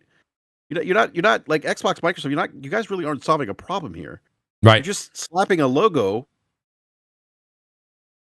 It's like Jack's question. Why you're going to ask people for more money and say that you don't have to buy anything here? I think what he was saying. I had the same sentiment, because the thing is, like, when I'm getting into, like, let's just say it's not 1,000 and it's close to 1,500 at that point, or let's just say in the UK, over £1,000, right, 1,200 or something. Mm-hmm. At that point, I'm thinking, why would I not just spend an extra 300 or whatever it will be, 500 on a PC and have so much more utility? Because at that point, I'm already spending such a premium. Why would I really want to be locked into like such a tight ecosystem at such a high price? I'd rather just have more expansive options at that point, because it's not really a console anymore. Right. It has all the optimization, abstract and all the other things. It has the OS abstract and bloat and all the rest of it. I might as well just get a PC at that point and brute force it. Absolutely. Also, my Xbox are about. I gotta get going. All right, Brad, I want you to stick around for the marathon talk, but I appreciate you being here, Brad. No, I want it, but I got to get up really early. I want to stay. Look, you know how I feel about marathon. I do. Well, that's why. I want to get the good, the bad, and the ugly. I'm not looking for people I to just. don't know how you feel. How early? Okay, no. I want to draw a line in the sand. How early is he talking about? I got to get up at 6. Oh, come on. That's late. Sleeping in late for me. I get up at 4:45. What are you talking about? Come on. Well, Wise. Mooch, he's playing hooky. I'm calling him on. Yeah, he is playing hooky. That's why you're the wise old gamer. Yeah, I appreciate it, Brad. No, thanks for stopping by, buddy. Yeah, Hopefully we can get you next week again. That'd be great. No, hey, look, Mooch, I will be back next week. Great. Listen, I'm going to be ranting and raving that. I told you March, Mooch. March Madness, I'm coming back. Oh, thank God. All right, we got Coach back. Coach is back. It's about time. All right. Because, like I said, sports, it was crazy, Mooch. Like Take some melatonin, too. Yeah. Yeah. No, I appreciate you, Brad. Thanks for being here, buddy. Mooch. Go ahead, I'll Dessinger. see you Thursday. I'll see everyone next All Thursday. right, Brad. See you next week, See you buddy. later, bro. Yeah, brother. Well, I was gonna say they're about to pull the biggest fast one in history, because not only is it gonna be it's gonna be a PC, but you're still gonna have to pay to play online, right? So they're gonna make a PC where you actually have to pay to play online. Where PC you don't have to pay. to play Dessinger, online. I'm so glad you brought that up. It's going to be a disaster. Jack, are they going to get like? Don't they? I thought that Detzinger's right. By the way, I don't think they're getting rid of that let's just say whatever you want to call it, $3 billion. Who knows what they're getting rid of Xbox? They're not going to get rid of Xbox Live, are they, Jack? No, I doubt it. Shit. I mean, at that point, what else do they got that's generating them revenue on? That's what I'm saying. Because Game Pass isn't doing it. That's the other thing. Do you guys think? And I do want to get them. And I'll do speed rounds because we're already 2.5 hours in here. But we'll do speed rounds on the next couple topics. But is Game Pass, Jack? I want to ask you. You know me. Everyone gave me shit for years on this channel. They're like, Mooch, you just hate Game Pass. It's not that I hate Game Pass. The Game Pass model doesn't really sit well with me because it's the way we consume media, Jack. Jack, I have Netflix. Okay. I got HBO Max, who now it's just whatever they want to call it. Like, I got that, but I could put a show on or I could put a series on and I could be doing work. I could be doing something in the house. I can be. You don't value this much. You don't, right? Yes. But when it comes to gaming, okay, and playing a game, and did you end up getting the plat finally for Sons of Sparta, Jack? I know you got it for Reanimal, but I don't know if you got it. Did you get it? I just beat Sons of Sparta today, man. I got to work on the plat. Okay, you're working, but let's talk about that for a second. Just to use that's a 2D game. How many hours just to beat that game? Roughly, you could be rough. Like 20. It's right. Like a 20-hour game. Like, so if I told you, Jack, give me $30 a month, I'm going to give you 400 games. You're only playing so many games in a month. So the $30, you're not. The 400 games, it doesn't mean I'm only playing 1 or 2, maybe 3 games. And I know there's somebody in the chat will be like, I played 15 games last month. Good for you. But most of us are not playing 15 games to completion or platinuming these games or 100% of these games. No. Right. So the way you consume media is different. Do you think, Jack? I guess my long-winded question is are they going to change the model? Are they going to take Call of Duty out so they start making that money back? I think to fix Xbox, they are going to have to try to revert some things, man. My biggest problem with Xbox is they always speak in absolutes, right? They always say every single game we make is going to Game Pass. Yep. Every game we make is going to Steam. Day one, like, bro, you got to reel it in a little bit, bro. Now they didn't paint themselves into a corner to where when they start to revert some of this stuff to try to make some revenue, it's going to backfire on them, man. But me, the way I use Game Pass for new releases. If Xbox got a new title coming out that I want to play, I get Game Pass for that 1 month. But I don't keep it for continuous time. So yeah, man, they're gonna have to do something. I don't think they want to raise the price again because it's already getting kind of up there. So I think they probably do reel back. Maybe not every first party game is day one in Game Pass. Maybe you gotta wait for a couple of months for some of them. I don't know what they're going to do. Jack, the thing is, though, think about this for a second. That's legitimately like asking for a number 2 at McDonald's and then finding out that they took the fries out. but you're paying the same money, right? So my whole thing is like the whole model falls apart. They got to keep with it. And you're right. They spoke in absolutes. Everything in there day one. Everything. Even this last show they had. Everything in there day one. If they revert back at all, even if they lower the price, the structure falls. The whole thing kind of falls. It's gonna be crazy. So I don't see how that works for them. But I think they're stuck. Because let me tell you something, you're not going to get that money back that they want from Call of Duty money when they put it into that service. They want to make that $70, $80 right off the bat and then that extra money in game. Like you said, they got to put a game like Call of Duty and these other Bethesda games 6 months later. They just went too far. I mean, and they've conditioned their user base to you never have to buy a game again if you subscribe to the service. So I think they do want to go back to having exclusives, and they got enough devs to have exclusives. But like you said, the games that they will make exclusive ain't moving the needle like that. What I'm gonna buy an Xbox for South of Midnight, even though I love that game, I'm not gonna buy a whole console for that. You know what I mean? I'm not gonna buy a whole console for like an Avowed or something like that. Maybe Call of Duty or Elder Scrolls, yeah. But it's like at that point, the backlash is gonna be too crazy. I don't know what they're gonna do at Xbox. They yeah. Hey man, I don't know. I will say I am running a pot right now. About what stupid ass name they're gonna come up with, because their project names are always cool. Helix, cool ass fucking name, but they're gonna name it something like Xbox 69 sponsored by Durex or some shit. Like they're gonna call it the Xbox Fat Lady. I have a theory. They're gonna call it the Xbox Fat Lady because when it starts singing, you know it's over. No, but the thing is that their code names are always stupid fucking good, and then they come up with the name, and you're like, really? I actually like the name for a console. I actually kind of like the name for a console. Helix. Yeah, I kind of like. Yeah, that's a really good name. That's a really good name. It's short. It sounds nice. Helix. Yeah, I love a Helix. They have like the Helix logo, but it's like lime green, like Xbox. Hey, that'd be fire, Def Singer. Hey, man. Hey, but, you know, it is. All right, so let's get to it. I gotta ask you guys. And I kind of know we spoke behind the scenes, and Jack, you've been hanging out in the chat when I've been with Blaze and Lazy, so I kind of feel how you feel, but I want to hear it out loud. Jack, what's your take on Marathon? Not only the game itself, but the longevity of it. I mean, is this a game that even if you don't like it, is something you think can withstand the sands of time, or no, its days are numbered? I watched you Blaze and Lazy play that for like what, all weekend, bro? Yeah. Like 3 or 4 days. It was like 3 days. I'm gonna be honest. Me personally, looking at the game, it's a very boring game to watch. I'm not gonna hold you, it's a very boring game to watch. I know I talked to Blaze about it. He seemed to like the game decently. I said this game had 6 months to live originally, but I kind of gotta fall back on that because I'm seeing the community is gravitating towards it, right? So I think I'm gonna be wrong about that. Opened up, it got like 80,000 players that we did earlier. Yeah.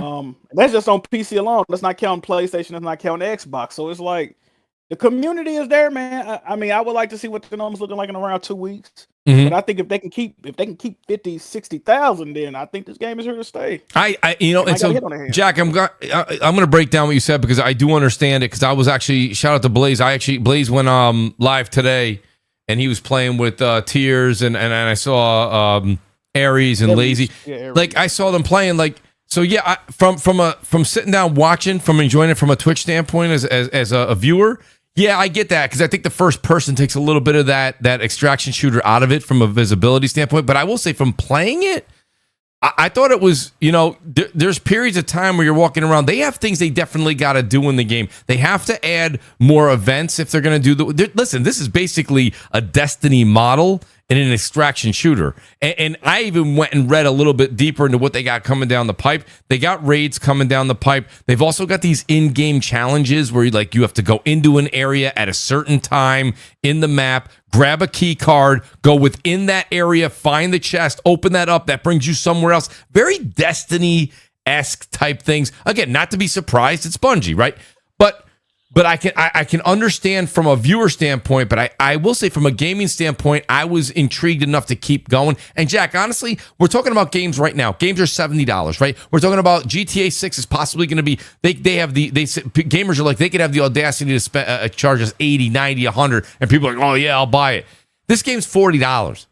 I mean, I'm not trying to say $40 is nothing. I'm really not saying that. But like $40 to enjoy and see. The one thing Bungie, I think will do, Jack, and I think it's good. They will continue this path. And like you said, 86,000 on Steam. I understand we are not talking about Arc Raider numbers. We are not talking about Arc Raider numbers. But like you have 86,000 there. Let's see if they hold that. And then that doesn't include PlayStation and Xbox. There's a few, probably, I would say, let's talk low numbers, 50 and 50. 180,000 people playing combined. If that continues through, it doesn't have to compete with Arc. It just needs to compete, right? It just needs to compete with other games. I think Bungie's lore and their fan base, Jack, that's why you said you were shocked. You're like, yo, I can't believe people showed up in the community. Bungie's fan base and that Destiny fan base, they're hungry and they go where they are. I think that'll hold them for a minute. Then it's on Bungie to provide, right? These updates, these season 2s, they have to be something or it's going to plummet. So, that's. I think it's gonna plummet. Like I was looking at the launch of the game, like it launched earlier, and we were having this conversation before the podcast started, and I was just observing, right, what's happening on Steam right now. Just observing from when we had that conversation, right, between both Slay the Spire releasing and Marathon releasing, right, and the trajectory. Now, when we first had that conversation, Marathon was at 83, Slay the Spire was at 177. Marathon is now at 88, so it went up by 5. Slay the Spire is at 237 right now. And then I look at the trajectory, and now 88 is a good number, and they'll sustain it. But I'm wondering, what is Bungie's, what are they expecting? What does it have to do before Sony turns around and says, right, fuck you. Like, this has to be a big ballpark because Destiny's fallen off a cliff, right? So you can't fall back on Destiny anymore. So you need Marathon to hit. But if it doesn't, like, what is their expected sales number? Because if it underperforms and they're like, well, shit, we didn't make the money back, then Bungie's in trouble because Bungie's already in trouble anyway. And so it's not doing what it should be doing because all the other games launched massively. Marathon is just 88. For a multiplayer game, that's awfully low, especially for a Bungie game. So it's got me kind of concerned. Go ahead. Sorry, Go ahead, I Wise. gotta run. I gotta take my medication. I'll show y'all next week. All right, Wise. I appreciate you being here, buddy.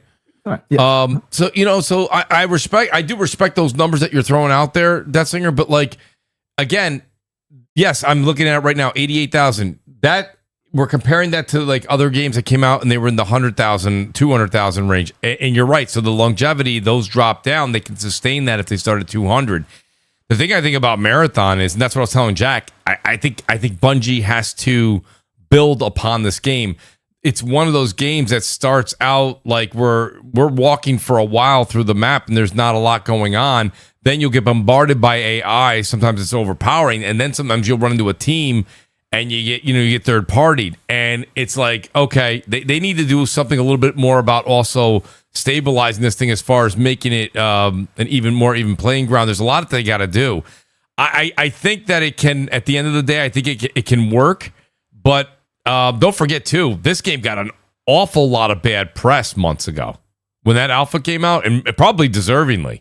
It just didn't do well in the press. Everyone thought it was terrible. They went back to the drawing board. I think, I'll be honest with you, the game probably could use another 6 months in the oven, but they figured let's do what Microsoft does. Launch the game and we'll keep working on it while it's live. You know what I mean? They're like, we're going to do it live. So the game is out there. It's $40. I think people will get in there. I think the Bungie elitists will stay there. Those, the Bungie loyalists, I should say, not elitists, but the loyalists, they'll stay there. They'll hang out for a bit if they keep adding content. And they have content coming in 2 weeks. And then again in another 2 weeks. And they put a roadmap out. But they got to keep it coming steadily and flow. Nib, what do you think, Nib? What's your thoughts on this? I know Nib. I was shocked Nib didn't like it. Because, I mean, Nib. And Nib, just me and you, we played High Guard together. And I understood your points. You liked High Guard, but you're not feeling Marathon. Is it the extraction part? I mean... So I can give you brief impressions. Okay, so good, positives. And keep in mind, I know what people are going to say, right? Because whenever you're critical of something that someone doesn't like, they're like, oh, it's not supposed to be that, right? Games can be anything, dude. There's no set mold where a game has to do this or has to do that, even if it's within a genre. In fact, sometimes breaking out and doing things that are a little bit different for the genre can actually be more compelling, right? You find more of an audience. So, this is just me for fun factor. That's fine. Gunplay is amazing, I think, anyway. I think that the weapons have really good feedback and the animations and everything, but the visuals are decent, the art style and the atmosphere. The atmosphere is really strong. So much volumetrics and fog and neon lights and hue. Everything color grading is very strong. The style is very strong. Enemy AI is fantastic. They flank, they dart about, they yes, hide. they do. Yeah. They boost about. They go into they'll go around behind you and then turn invisible and all sorts of like cool. And the character classes, I do like the character classes, and I think they differentiate enough that there's some meat on the bones in terms of strategy. Yeah, I completely I agree with that. Yep. So what's the minuses? So the negatives. So the first one, I really don't like the variety. And I was so disappointed because, to me, Bungie has made some really, really spectacular and cool enemies in the past. From, your scarabs and your, in Destiny, obviously, there's a bunch, all the Vex, leadership and stuff like that. Big, bad, dramatic, bold, get your adrenaline going. The whole squad is going crazy. And obviously, Arc Raiders has some of that too. Like when you're taking on a Rocketeer or whatever, it's just, it has more theater and drama and tension. Whereas everyone here, and I know it was just a server test or whatever, but maybe the game is very different. I don't know. But majority of the time, it was just, bipedal androids, basically. And they were a bit boring. After a while, I was like, this is it. Where's a big tank type boss or something, or something really interesting, to really get me motivated. And right. So that was one of them. I just found generally, and I played quite a lot of it, the matches just weren't as thrilling and dramatic as contemporaries that I played. In terms of the stakes, in terms of the funny banter and conversation that you have. Barely anyone was even talking on them. Right. So, just playing a few hours of Arc Raiders, I had so many funny and comical experiences and trying to negotiate with people and stuff don't kill me, I'm a friendly. There isn't really that in this. Everyone's just killing each other. And the flow to be fair, and you're not going to be able to experience it now, but Solos is active, and Solos is now the Rook is available, and it changes the game. But listen, I don't think that what I'm saying is going to give you a 180 and you're going to love it. But there's some aspects to it that I don't think you got to try, unfortunately. And so the other thing I will say to you with Arc, so you're right, the banter, the communication, the ability to, especially in Solos, to be able to communicate, exchange weapons, exchange this and that. The community there really embraced all of that. I haven't seen that yet in Marathon myself. But the few things that are in Arc that people keep saying, I love the vistas, I love the open world in Arc, but they have the matriarch and they have the queen and they have this and that. And unless you're going to team up with another team, and that's also trying to get them not to kill you at the end, a team could be like, yeah, let's go kill the matriarch. And then at the end, while you're looting and you can't see the screen, you could get wiped out. So, I mean, a lot of times I've got, like I said, I have 220 hours plus into Arc, and I haven't even taken on the queen or the matriarch. We've just gone out, looted, and just fought other teams. So those things are there, but I'm not doing that most of the time anyways. And that's me. That's a small census. It doesn't count. Yeah, so, I did the queen and someone helped me. He was like, oh, do you want to rob the loot inside the queen? We can do that. She's guarding this base and it had all these electricity. You had to do a mini puzzle basically, put these tubes in this thing. It reminded me of the old Destiny raids, where you I know what you mean. Oh yeah, I don't think that's the queen, but yes, go ahead. No, yeah, she's guarding the base basically. You go in and even that I was like, I did that in the first 10 hours or something, and I was like, you can, yeah. I didn't say you can't, but you have to have somebody team up with you if you're going to do the matriarch or the queen. Yeah. Not necessarily the thing you're talking about. Yes. Yeah. True. But what I mean is, even though we couldn't take out the queen, there was still something really unique and experiential that we did experience. because it's like we didn't have the firepower to take this out, but we're gonna crawl past and be terrified that she's gonna spot us just so we can get this really high end loot inside the base that she's guarding. And I thought that was so yes, fun, the harvester. That Badicus, thank you. Yeah. That's what I meant. The harvester. Anyway, thank you. So a few other negatives. I thought the UI was just so busy and cluttered, and I just did not enjoy using it. I didn't like the home base aspect. It's like a talking AI head. Whereas, again, going back to Ark, even though I know it's not an extraction shooter, but it does have extraction elements and a home base element. Even Helldivers, both Ark Raiders and Helldivers, their actual home that you go back to is so much more appealing. The fact that the design of it, the other characters, or in Ark Raiders having all the different characters. And Nib, I don't mean to interrupt you, but I do want to harp on that. You make a good point. That's a missed opportunity with all the amazing hubs that they had in Destiny, right? They could have made something where you ran around and had different vendors. Yes. Yeah, and like even in Ark Raiders, when you like build up all your different desks and your whole room changes over time, and I love that because it's an indirect like nod. Yes, you are making progress, and you can see a visual reward for progress and the time that you're investing. Yes, I didn't really get that in Marathon. It was just everything's menus, and I feel like they're leaning so hard on the graphic design to carry them. They kind of forgot the more fundamentals of the asset design and stuff like that. Loot balance I didn't think was good. It is cool that there's a lot of depth in being able to do the different sponsors and have very different upgrades. The sponsors, the factions are cool. The codex challenges are there. The menu is horrible. But again, when you're loading up your character, there's the cores, there's the different chipsets that you could put in. The problem is their description. You should not have to read and Jack, this is probably why Jack was like, yo, this is boring to watch.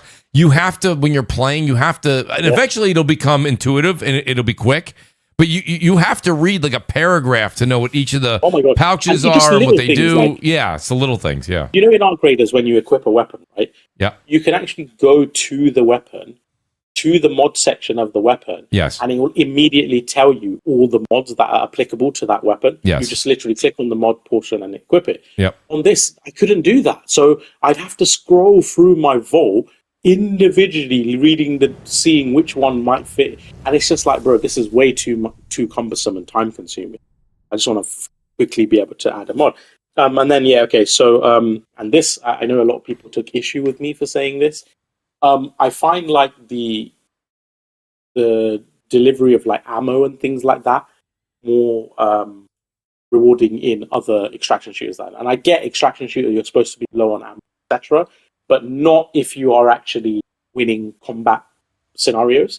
So I would be taking out, loads of androids and even in squads. But like, I wouldn't find ammo with the droid stuff that I was killing, and I would constantly be running out of ammo. And it's like, and then I'd explore large sections of the map and still not have ammo. And I was a bit. So Nib, I'm just commenting because like Jack said, I played like 3-4 days of it. So the one thing that I learned in Ark Raiders that I just brought immediately into, which you get credits while you're out there searching the world in Marathon, right? Yeah. I would make sure that before each round, if I had a positive extraction before and I grabbed enough ammo with the guns that I wanted to use, I didn't. But I always made sure that I had, let me see here, I'll just do some quick math for you. Somewhere, with you, right? Say again? You brought enough with you. I brought minimum 160 rounds, sometimes 240. Right. If I was depending, I think that's the light ammo in air quotes for Marathon. Yeah, so I kind of figured that in the end, but I thought the free loadout was because basically the thing I like about Ark Raiders, the free loadout is shite, but if you're really competent with your aim and with your skill and whatever the way you're micromanaging the combat arena, it will actually reward you with a lot of ammo, with a lot of better weapons and stuff quite quickly. So whereas I find with this, if you have a free loadout, it's very RNG. Like a lot of games, like you won't actually get anything. You won't get hardly any more ammo or any weapons. You won't even see another weapon. But other times you'll be really fortunate and you'll get a lot, especially if you come into a squad that's not you. So I just didn't find the balance of it as good. Like, and doing the free loadout felt a bit too punishing. No, I think you're your cons are on point. I don't really think you're really wrong. I think there's some tweaking and some learning to it. But Jack, let me ask you a question because Nib did a good job of going through the pros and cons. Can I just say one? Oh, I'm sorry. When you paused that long, I was like, he must be done. Yeah, Nib, sorry. Nib never, I mean, I had my other things. That's okay. You never paused that long. Let's go ahead, buddy. Yeah, I know. Sorry, I was going to say the thing. The actual act of extracting, I don't find compelling. Yes. So, for example, in Arc Raiders, they have that kind of silo thing. Yep. Just the fact that it has the shutters and the doors and people in and out, you can use it for cover either against other enemies or like between players, right? And and there's that kind of, there's always this tension where you go inside of this building. You don't know whether I can trust this motherfucker in front of me, That's right. Sometimes you have like 5-6 people inside there and there is a really interesting dynamic to that. Even in Helldivers 2, again, I know it's not an extraction shooter, but it has an extraction aspect, right? To how it's called extracting. But even that, when you're in the final extraction phase, is so epic because you hordes of fucking enemies and you're like literally getting out through the skin of your teeth. In this, it's like a little fucking teleportation and a tiny little ring, and I didn't find the theater that other games that I played offer, or like the strategic cover aspect of like the silo in Arc Raiders, and I just thought that was a bit disappointing. Most of the time I extracted, maybe sometimes some enemies would come, but most of the time we just stood in this ring and that was it. And like, I don't know if maybe I should have come across more people, but it was never really like that. The extraction, they are listed as an extraction shooter, and the extracting part of it is a little bit lackluster for sure. I completely agree with that. My question for Jack was, Jack, do you think one thing Death Singer said before we went live was, he said that, and maybe even said it on the air, I thought he said it before, he said that Arc Raiders kind of ate Marathon's lunch and they came out first. Jack, I've always said that it's not who comes out first, it's who does it best. But the thing is if you're not first, you better do it best, right? And did Arc Raiders kind of just, because everybody's comparing Marathon to Arc Raiders, Jack, like everybody. No, that's a fact. You definitely, I mean, I feel like they're probably depending on a large portion of Arc Raiders players to come over and maybe spend some time on the game. Mm-hmm. They got the the Destiny faithful, the Bungie. I mean, the Bungie faithful on the game right now. Yep. And people just want to try it out, but it's a lot of extraction, especially on PC, man. It's a lot of extraction shooters that people mess with, and like you said, is this game doing anything better than the other ones? Right. Time will tell. The thing is, it's my problem with Marathon, because I jumped in a squad with the boys in Discord. Shout out to John Butch. Ew, that's a nasty lineup. Who you said? John and Butch? Yeah, shut up. John and Butch. Fuck you.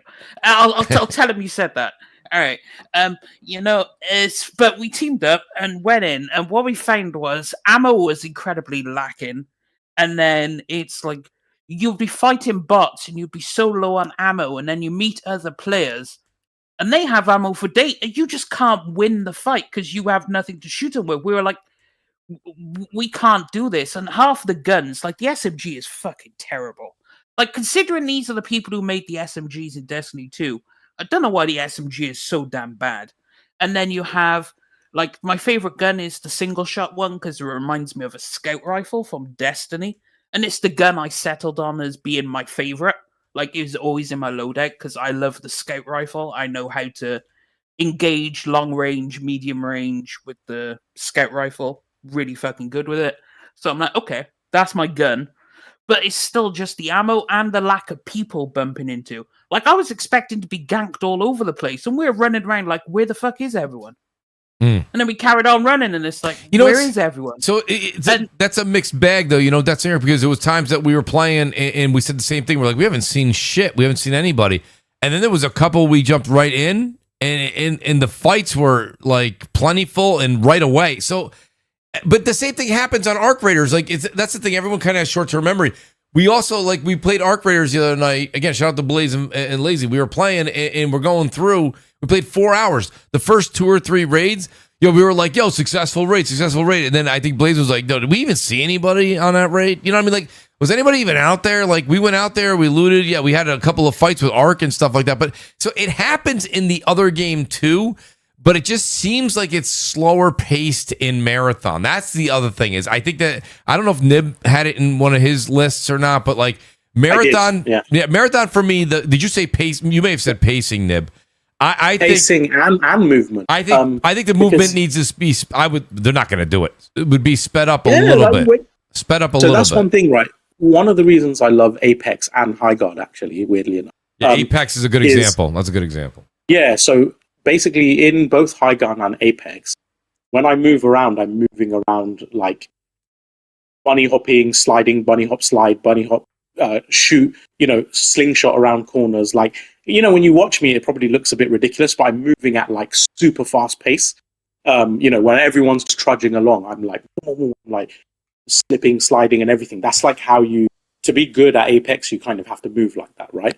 And if you're using, obviously, I forgot Pathfinder or whatever, with the there's actually mechanics where you slingshot yourself like fucking miles, like if you have it down.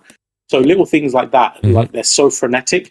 Whereas this, and like even in Arc Raiders, again, sorry to go back to Arc Raiders or Helldivers 2, when you run out of stamina, you can still kind of like sprint in little bursts as you're getting your stamina back. So it's kind of like a risk-reward thing. Like, yes, I'm sacrificing my whole bar getting filled, but maybe in this pinch, I just need a little burst to avoid this, whatever.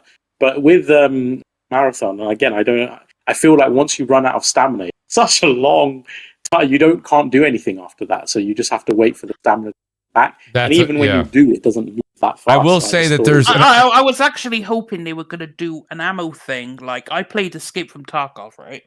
Now, normal ammo is abundant, right? You find it absolutely everywhere, but you need the meta ammo because other players will be wearing body armor, right?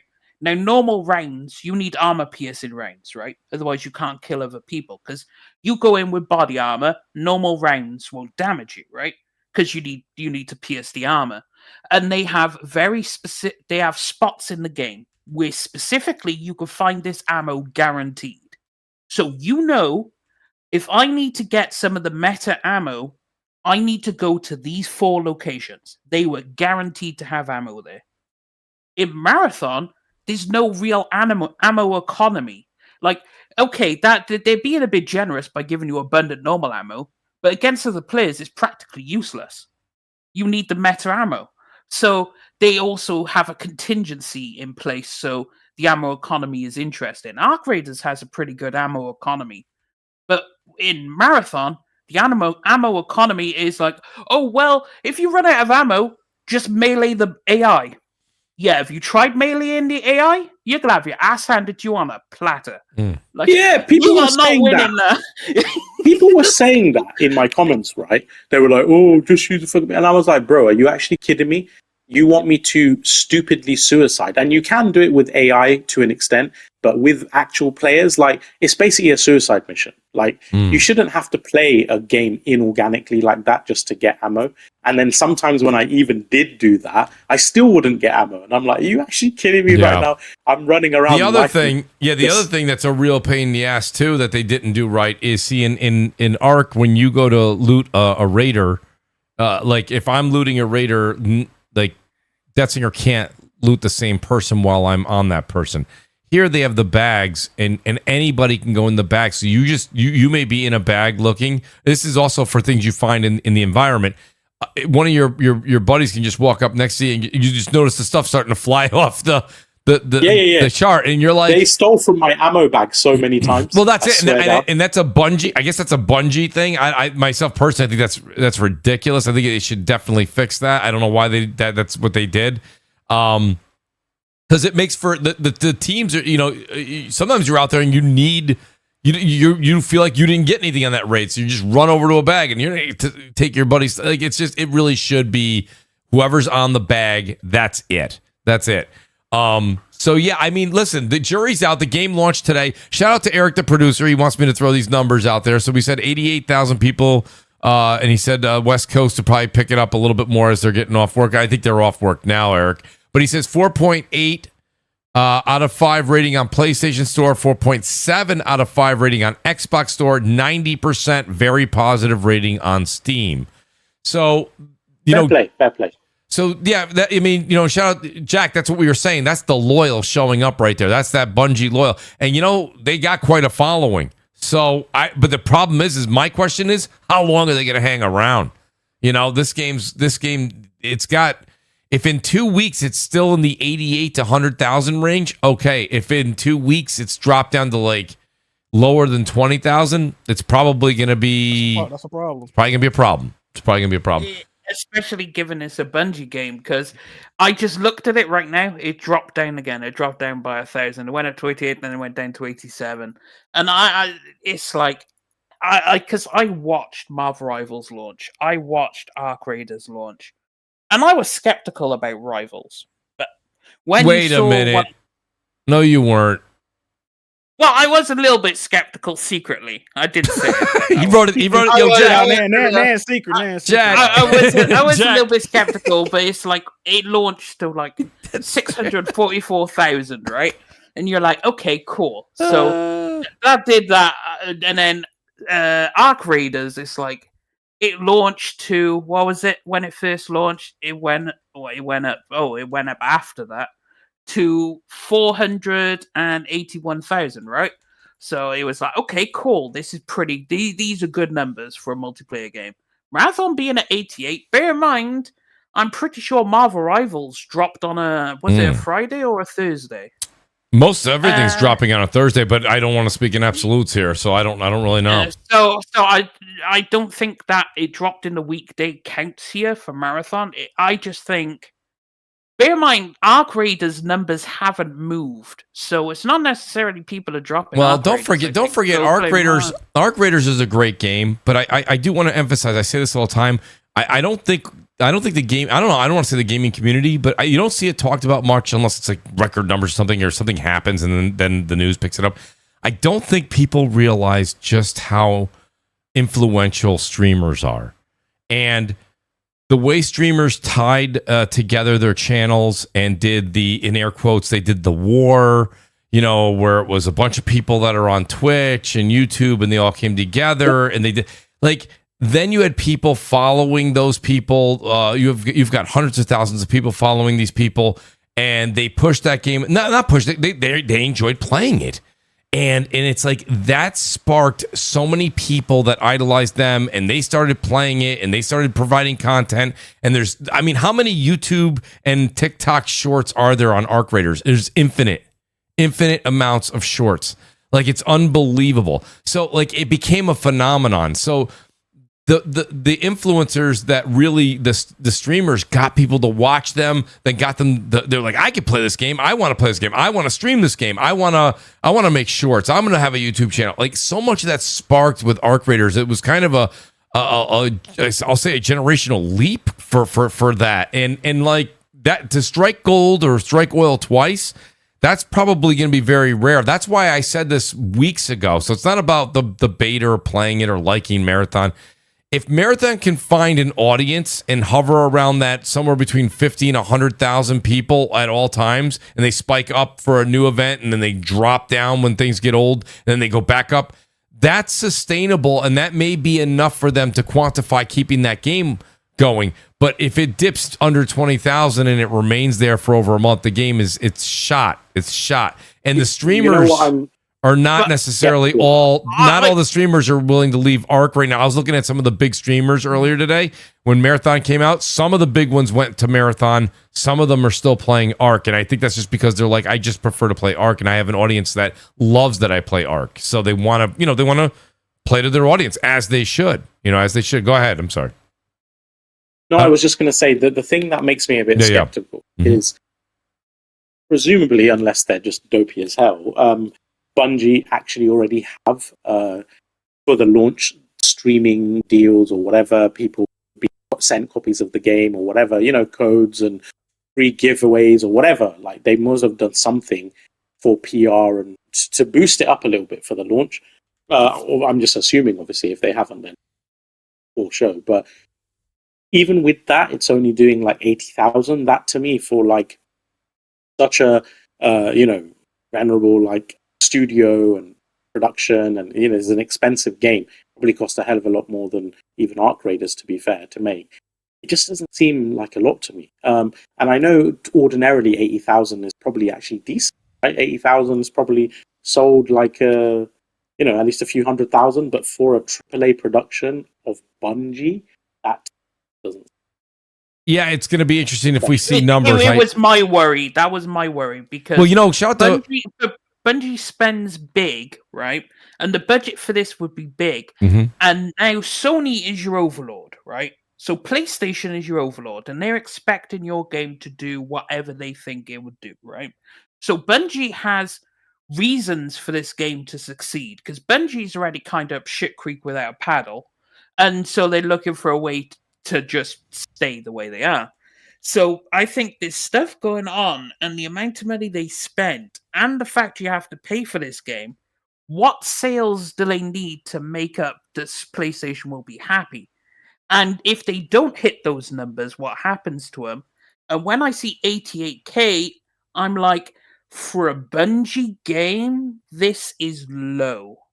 So I don't know if they'll say anything about it.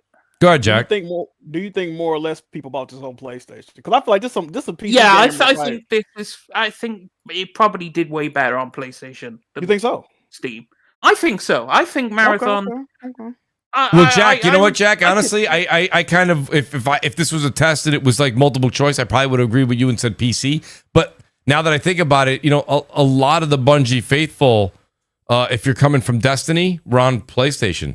Because remember, it was marketed back on the PS4, Destiny 1. It was marketed, and that was one of the big arguments, right, in the gaming community, was like, this is basically being marketed almost like a PlayStation exclusive. It was on Xbox. But remember, everybody was picking up PlayStation to play Destiny, and it was the next they had big thing. And stuff. Some of the weapons, like people had a big issue and with different it. strikes and raids exclusive. So that fan base is on PlayStation. I listen. I'll be honest with you. The true answer is I have no idea, but I guess I could be persuaded in either direction. Right now, because Arc Raiders is such a phenomenon, such a phenomenal thing on PC. I think that it's very easy to say PC would be where the extraction shooters are all hanging out now. But if you're talking about the Bungie faithful, and depending on just how strong, we keep saying that, but I don't know how strong that really is. If that's a true thing, a lot of them are on PlayStation. So, and it's $40 a pop, right? So, and it was number one on the charts as of today, and it held number two for a day or two. So it sold some copies. I think Deathsinger might be right. Maybe a couple 100,000 on PC, maybe another couple 100,000 on PlayStation, maybe 100,000 on Xbox. I don't know. So they may have sold 500,000 copies, 600. So after you go through a week, maybe they get close to that million. But if they even get to a million, Deathsinger, maybe your question comes to point: is a million enough? I don't know. Maybe not. Maybe $1 million is not. They have to answer to PlayStation now. Yeah, I don't know. If PlayStation has an expectation, they're going to want to see that expectation come to fruition. Well, right? It's not like they're independent anymore. So what's the expectation? Yeah, what's the expectation? They got a mega hit like Helldivers, and then they got Concord. So it's like right. So Jack, that's that's what I was just about to say. So wait a minute, you had a spike up of success with Helldivers, then you had a down with Concord that was awful, rock bottom. So like Jack's saying, what's Sony going to be okay with right now? Let me tell you what I think they're going to be okay with. Like, not pulling it off the shelf. I think they don't want, you know what I mean? Like, I don't think they want to pull it off the shelf. They need a number that's sustainable. And I shout out to Blaze. He said it earlier today on the stream. 50 to 75K. If it floats in that area, I don't think Sony pulls the plug on it. No, I don't think so. I think that's fine. I think they let it ride, and it'll get a lot of criticism in the community, and a lot of journalists will probably bash it. But I think it'll hold at that. It's if it's under 20 and it's sold less than 1 million copies in a month. That's something that's got to be discussed at that point. So I promised you guys a speed round. I do want to talk about this last subject. Then I'm gonna let you guys go. Game is Crimson Desert, real quick. Ooh, game of the year. All right. So I watched. Hold on. No, listen, Deathsinger, I know this is your jam, and this is not about Deathsinger. I actually was watching. I don't know if you saw this. A lot of streamers and YouTube people were allowed to go play this game, I guess, like a month ago or 3 weeks ago. So I was watching a few people that have very large channels on Twitch yesterday, and they were able to show their footage It was like 30 minutes or 40 minutes of their footage, and they were talking through it, right? And they were like talking to their audience, like, "Oh, this is where this happened." There was a lot, and it was played on PC, and there was a lot of not, I guess I would say game breaking, but 2 times, the gentleman, I won't mention his name, but he had to like throw a burning arrow at a door, and he threw everything in the kitchen sink. He goes, "I had to call the dev over at this point," and they were like, "Oh yeah, that's glitched. Reset the game." So there's a lot to this game. And then there was a couple things. He's like, if you think you know, like, you know how you see them flying with that, like that like cape on him. He's got like that black cape on him. He's like, don't think this is like where you can just float all over the world. You can just like hover with that. And he said the stamina wears out very quickly, so you drop quick. So he's like, this isn't one of those things where you jump off of a mountain and you're going to be able to scale across the world with it. He goes, it's not like that. There's a lot of things he said about the game where he was still praising it, but he was like, this isn't what I thought. This was a game-breaking thing. I had to restart the game. The dev came over and was like, we have to restart it.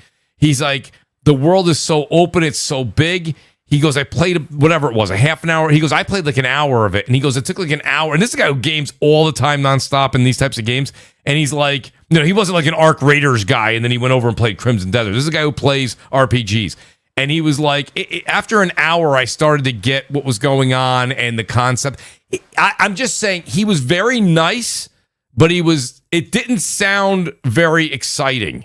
It sounded like everything that he thought they did, but it was done very like not amazing. And he wasn't talking about graphics or the way it looks or ray tracing or path tracing or rain or lighting effects. He's just talking about the game and the gameplay, and it didn't sound as great as I thought it was going to be. That's the only thing I wanted to portray to you, Death Singer. And I can actually send you the link if you want to watch it. It's not a very long. You can watch, his thoughts on it. You can actually say you don't agree. That's fine. But like, does that concern you at all? Like, we've seen this with Dragon's Dogma 2. We've seen this with other games of this magnitude, and everyone's like, "Oh, it's gonna be great," and then it comes out and it's like, Thing is, I expect some hiccups because there's so many systems and everything going on in this game. Right. This game was built for me. It's like open world, go wherever the hell you want, just go out and discover. It's the ultimate. I know they said it's not an RPG. It is an RPG. I agree with you. Let's call it what it is. I know agree. they don't call it that, but it is. And it's like the ultimate open world experience. You just go around. Some of the shit you could do, ride a dragon, all the different combat. I was watching multiple different people's previews of the game. People I go to on YouTube in particular for previews. And they were completely down with it. Like, just the sheer amount of shit you could do. The skill tree's expansive, multiple people switching around.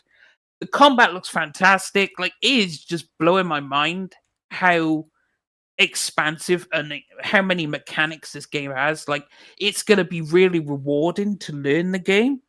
And sure, I expect some issues, but that's to be expected with the size and scope of the game. This isn't a linear cinematic story-driven game, right?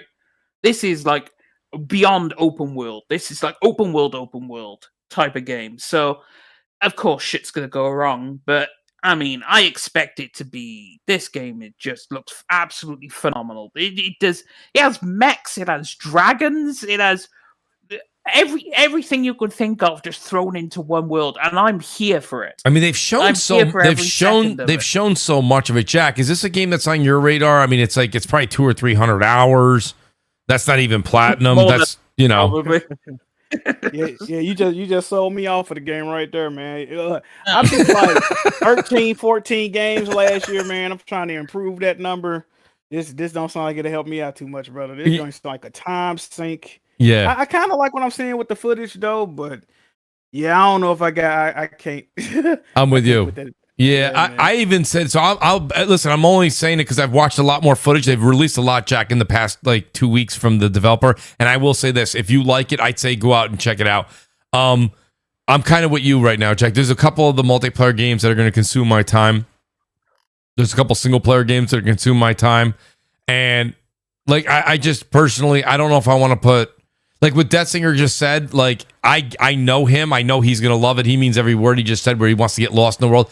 I don't see myself coming home after a 10-hour workday, Jack, and being like, you know what I'm going to do? I'm going to wander these woods.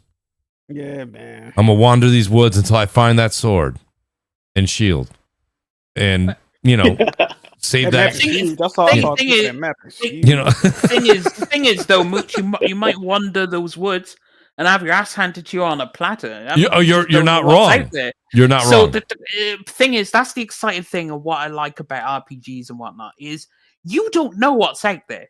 You honestly don't know. You just don't know. You're just like, I'm gonna walk over there, and whatever's gonna happen is going to happen. If I die, I die. If I find a legendary sword, that's the most white person response ever, Death Singer.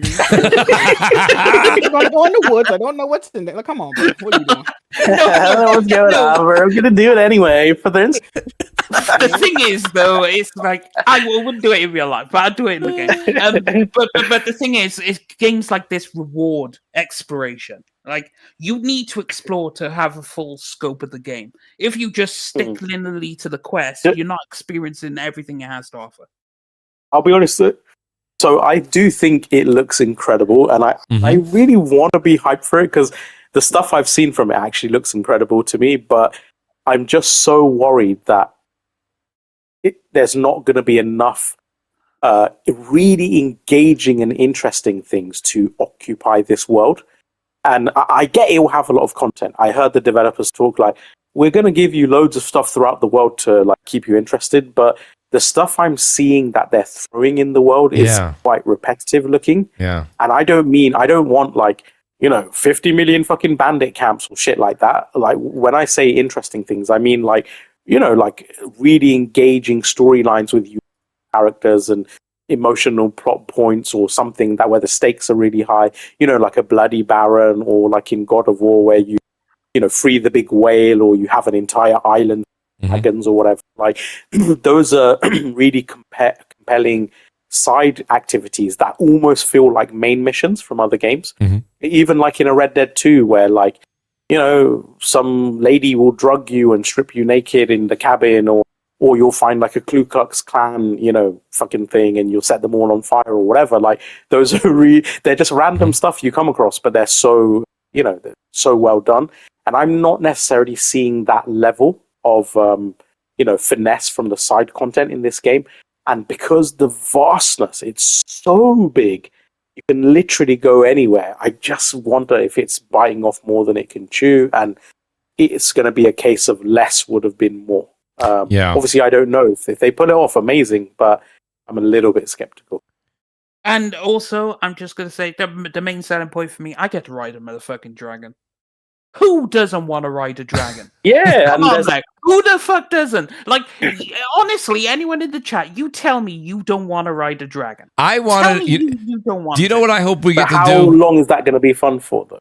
A couple of minutes. That's going to be fun for hours. What do you mean? Being I don't know about that, dude. I'm going to be dancing on top of the dragon, having a meal. Wait, remind me because I played Horizon Forbidden West. What was it there? Fire Shores or Fire Burning Shores? Burning Shores. Yeah. I played that, beat that, and I loved it. You fly a dragon-like creature in that, but Death Singer, you won't touch that game. No, it's not dragon. What are we talking? The thing is, Burning Shores. It's not a fucking dragon. It's close enough. Burning Shores. The thing that's cool about Burning Shores, the way that does it, is there's actually flying enemies in the sky. Like, there's a mission I remember in Burning Shores, such a phenomenal mission where, there's like a storm cloud with lightning in the distance, and they're like, "Do you want to investigate?" And I'm like, "Oh, it's looking a bit fucking peak, but do you know what? I'll go ahead." And it's like violent lightning, and the visibility drops, and you're like, your bird's all shaking and shit, and you're like, "What's going on over here, bro?" And the next thing you know, I forgot what it's called. The really big bird thing, Stormbird, right? Stormbird, yeah. Boom, boom. Like, you can barely see it. It's like dashing. Well, that's around. what it was. It wasn't a dragon. It was a Stormbird. You could fly, and the thing was massive. The thing was fucking massive. It electrocutes your bird, and next thing you know, you're falling through your bloody mount, right? And I'm like, oh my lord! Then you break out of this stormy cloud, and suddenly you can see the bright horizon and everything, storm clouds above, and you glide down, and just as you glide down, the Stormbird dives down, and you have this epic battle with this huge fucking boss. And that it was an organic thing. It was like not a main mission. It was just a side quest, I believe. And again, I have not seen anything of that competency from any of the media that I've watched of the game yet. And also, another point about this game, another one of my favorite things, you're able to pilot a freaking robot. Like, I love mecha games. I love everything Gundam. Basically, they put everything I like. You know what I want?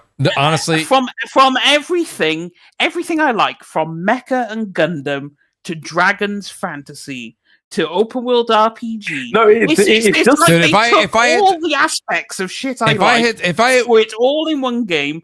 And I'm just so happy. I would love it. Everything I would love it if a game came out and it was all this, and Deathsinger gives it a 9 out of 10, and it's this and it's that, and then at the end the developers were like, "Just kidding, we're owned by Sony," and then he'd be like, "Oh shit, oh shit." There need to be like 6 out of 10, 6 out of 10. No, Sony wouldn't be able to make this kind of game. But the thing is, they're locked in their ways. But it's like Crimson Desert is basically everything I like, and they threw it all in one game. So naturally, I'm going to gravitate. You know what this reminds me of, Leslie? We were talking about High God, and you were like, it's like everything in the kitchen sink. I feel like this really is everything in the kitchen sink. This is everything. Like they saw every single thing that every other popular game did, from Breath of the Wild, from Witcher, from you name it, and they just put everything in. Dragons, robots. But the difference is it's a single player RPG, right? So it's like you don't have to rely on other people. But it's I don't know. This game it piqued my interest when I first saw it, and now it looks phenomenal. Well, Singer, when you get your PS5 for GTA 6 later this year, you can also pick up Horizon. I think you'll really enjoy it. I think you'll because I've played it. Horizon Zero Dawn, and no thank you. Horizon is not it. It's barely an RPG. Like, we're good. I'm good on that, my guy. I was sold on a lie. People in the PlayStation community swore up and down it was an RPG. I played it, and I never said it was an RPG. No, you didn't. No, this was before. This was before. This was back when it's an ARPG. It leans much more into action than it does RPG. Thing is, it's like I was told what it was, and people lied. So I will say that, Singer, don't bother playing it because it's PlayStation on it. You won't like it.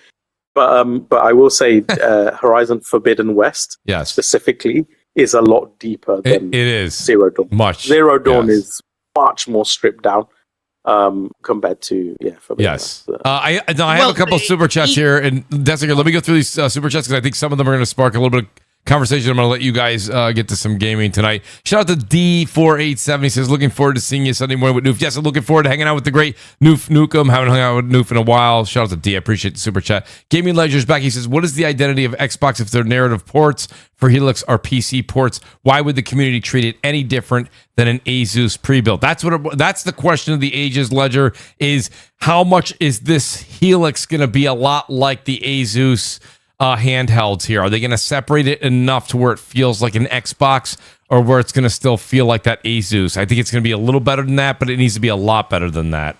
Hidden Siru says, so you buy this new Xbox, in quotes, for no exclusives and back compat you already have access to on the Series. Make it make sense.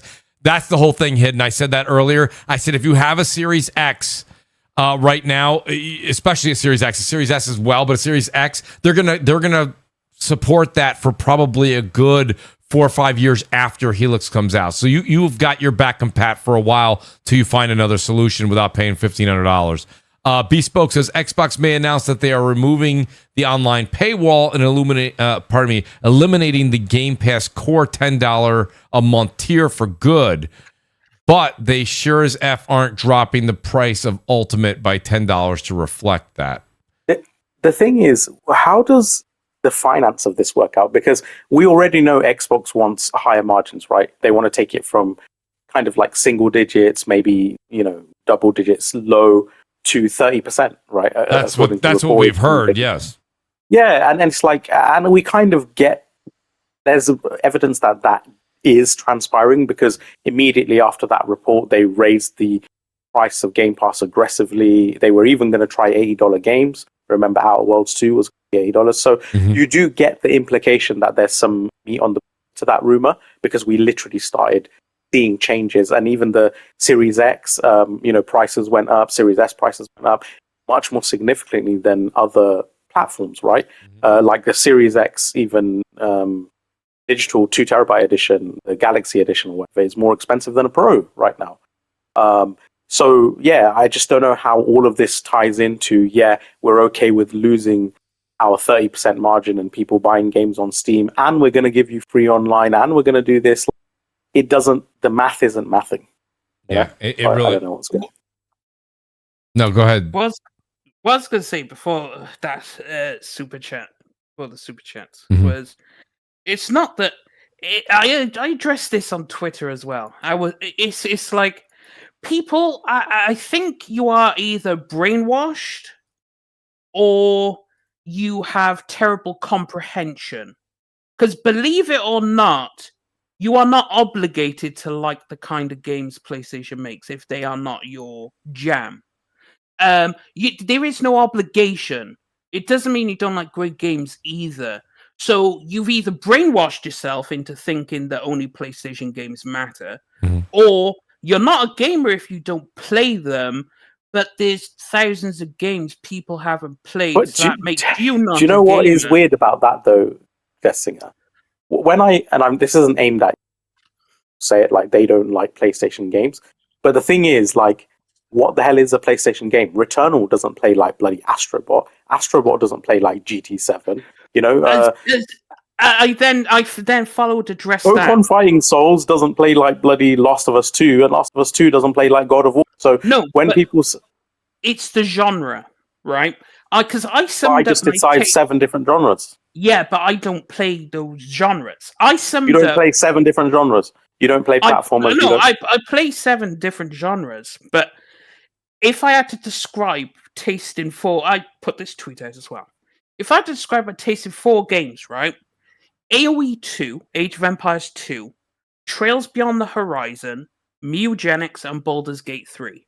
No, And then I was get like, that, but what the reason, part of the that reason, does PS do? no, but None the of it. reason I call cap on that is because you do play games that actually have PlayStation-like DNA. Like, you play Assassin's Creed, and PlayStation does Assassin's Creed considerably better than Assassin's Creed. Like, Yeah, but the God of War. it's not Assassin's Creed, and I bear in mind. Yeah, it's better than Assassin's Creed. Like, so like in terms of user and critic reception, like a Ghost of Yotei or like a God of War or whatever, those games, they have similar things. The kind of light RPG-esque, and obviously Ghost of Yotei has some of the stealth aspects as well, and the combat is far superior, the gameplay is far superior, the world building and storytelling is far superior, the writing is far superior, but yet you're playing Assassin's Creed and not a Ghost of Yotei.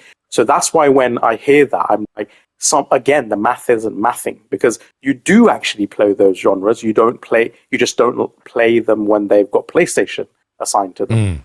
It does, and No, I understand that you but- have a but good then argument for again, that, but the it does counter seem to that way. But you see, you're painting it out to be that way. But it's like, bear in mind, these games are fundamentally different to me. And also, bear in mind, I'm not the biggest fan of Assassin's Creed anymore. Like, Odyssey was the last great Assassin's Creed game, in my opinion. Like, Valhalla was a tragedy, and then Mhm. Shadows was okay, right? Like, Assassin's Creed is nowhere near what it used to be back when I used to love it. Like, Black Flag, for example. That was when I was big into Assassin's Creed. I fell off that. I fell off a lot of genres, but then I picked up new ones, like, for example, 4X strategy games. And I play a ton of different strategy games because you have real time, you have turn based, you have 4X, and then you have like all the different kind of in between genres, especially in RPGs like CRPGs, ARPGs, JRPGs, turn based, real time. There's a bunch of stuff in between. So like that's when I listed those 4 games, my current right now interests are strategy games, RPGs. They are my main 2 genres. Anything outside of that, like I'll play Horizon, but that's because Horizon's a pretty fun game. Like, I don't play Halo, don't play Hellblade, I won't be playing Gears. Like, I might play the story, but that's about it. And then That is it's like Gears. half the games Xbox makes now are pointless to me. Like, the only games that I care about coming out is Horizon and Fable. And the only reason Fable is because I grew up on Fable. Like, I played the first one, the second one, the third one, and then it disappeared. And it's an RPG, and it's very much up my wheelhouse. So it's like that naturally gravitates to me. I understand what you're saying, but again, like, because I think from what I understand, you love like Witcher 3, Sekiro, Elden Ring, those kind of games, right? Yes. And let's just say, like, in the Sekiro, Elden Ring type of, Assassin's Creed as well, if you want sort of like really hard, precise kind of combat, I'm telling you right now, and I say this as someone who's beaten the Soulsborne game, who's been in Elden Ring, who's played Sekiro, you name it, right? Ghost of Yotei on the hardest difficulty, I found harder than Elden Ring. And what's the one? The DLC with the consort Radahn at the end and everything? Night Rain? Shadow of the Erdtree, yeah? I actually found it more difficult than Shadow of the Erdtree. I only found 2 bosses in Shadow of the Erdtree actually that difficult. Consort Radahn and Mesmer, I think. So if people want those kind of experiences, again, God of War, give me God of War with all the wraiths or whatever they're called. I forgot what the demon things are called. It is fucking crazy hard. Like, again, it will give you a Soulsborne-like experience. Again, I don't mean like, obviously the gameplay and stuff is different, but in terms of the difficulty, the challenge, like if that kind of challenge and, being a breath away from death at any encounter, those kind of things appeal to you, you should just play those games on the hardest difficulty, and that's the kind of experience you're going to get. But the thing is, it also comes down to like, Elden Ring, it was my first Souls game, right? I didn't play Dark Souls, didn't play Dark Souls 2, didn't play Dark Souls 3, didn't play Demon Souls. Like, I wasn't into Souls games, right?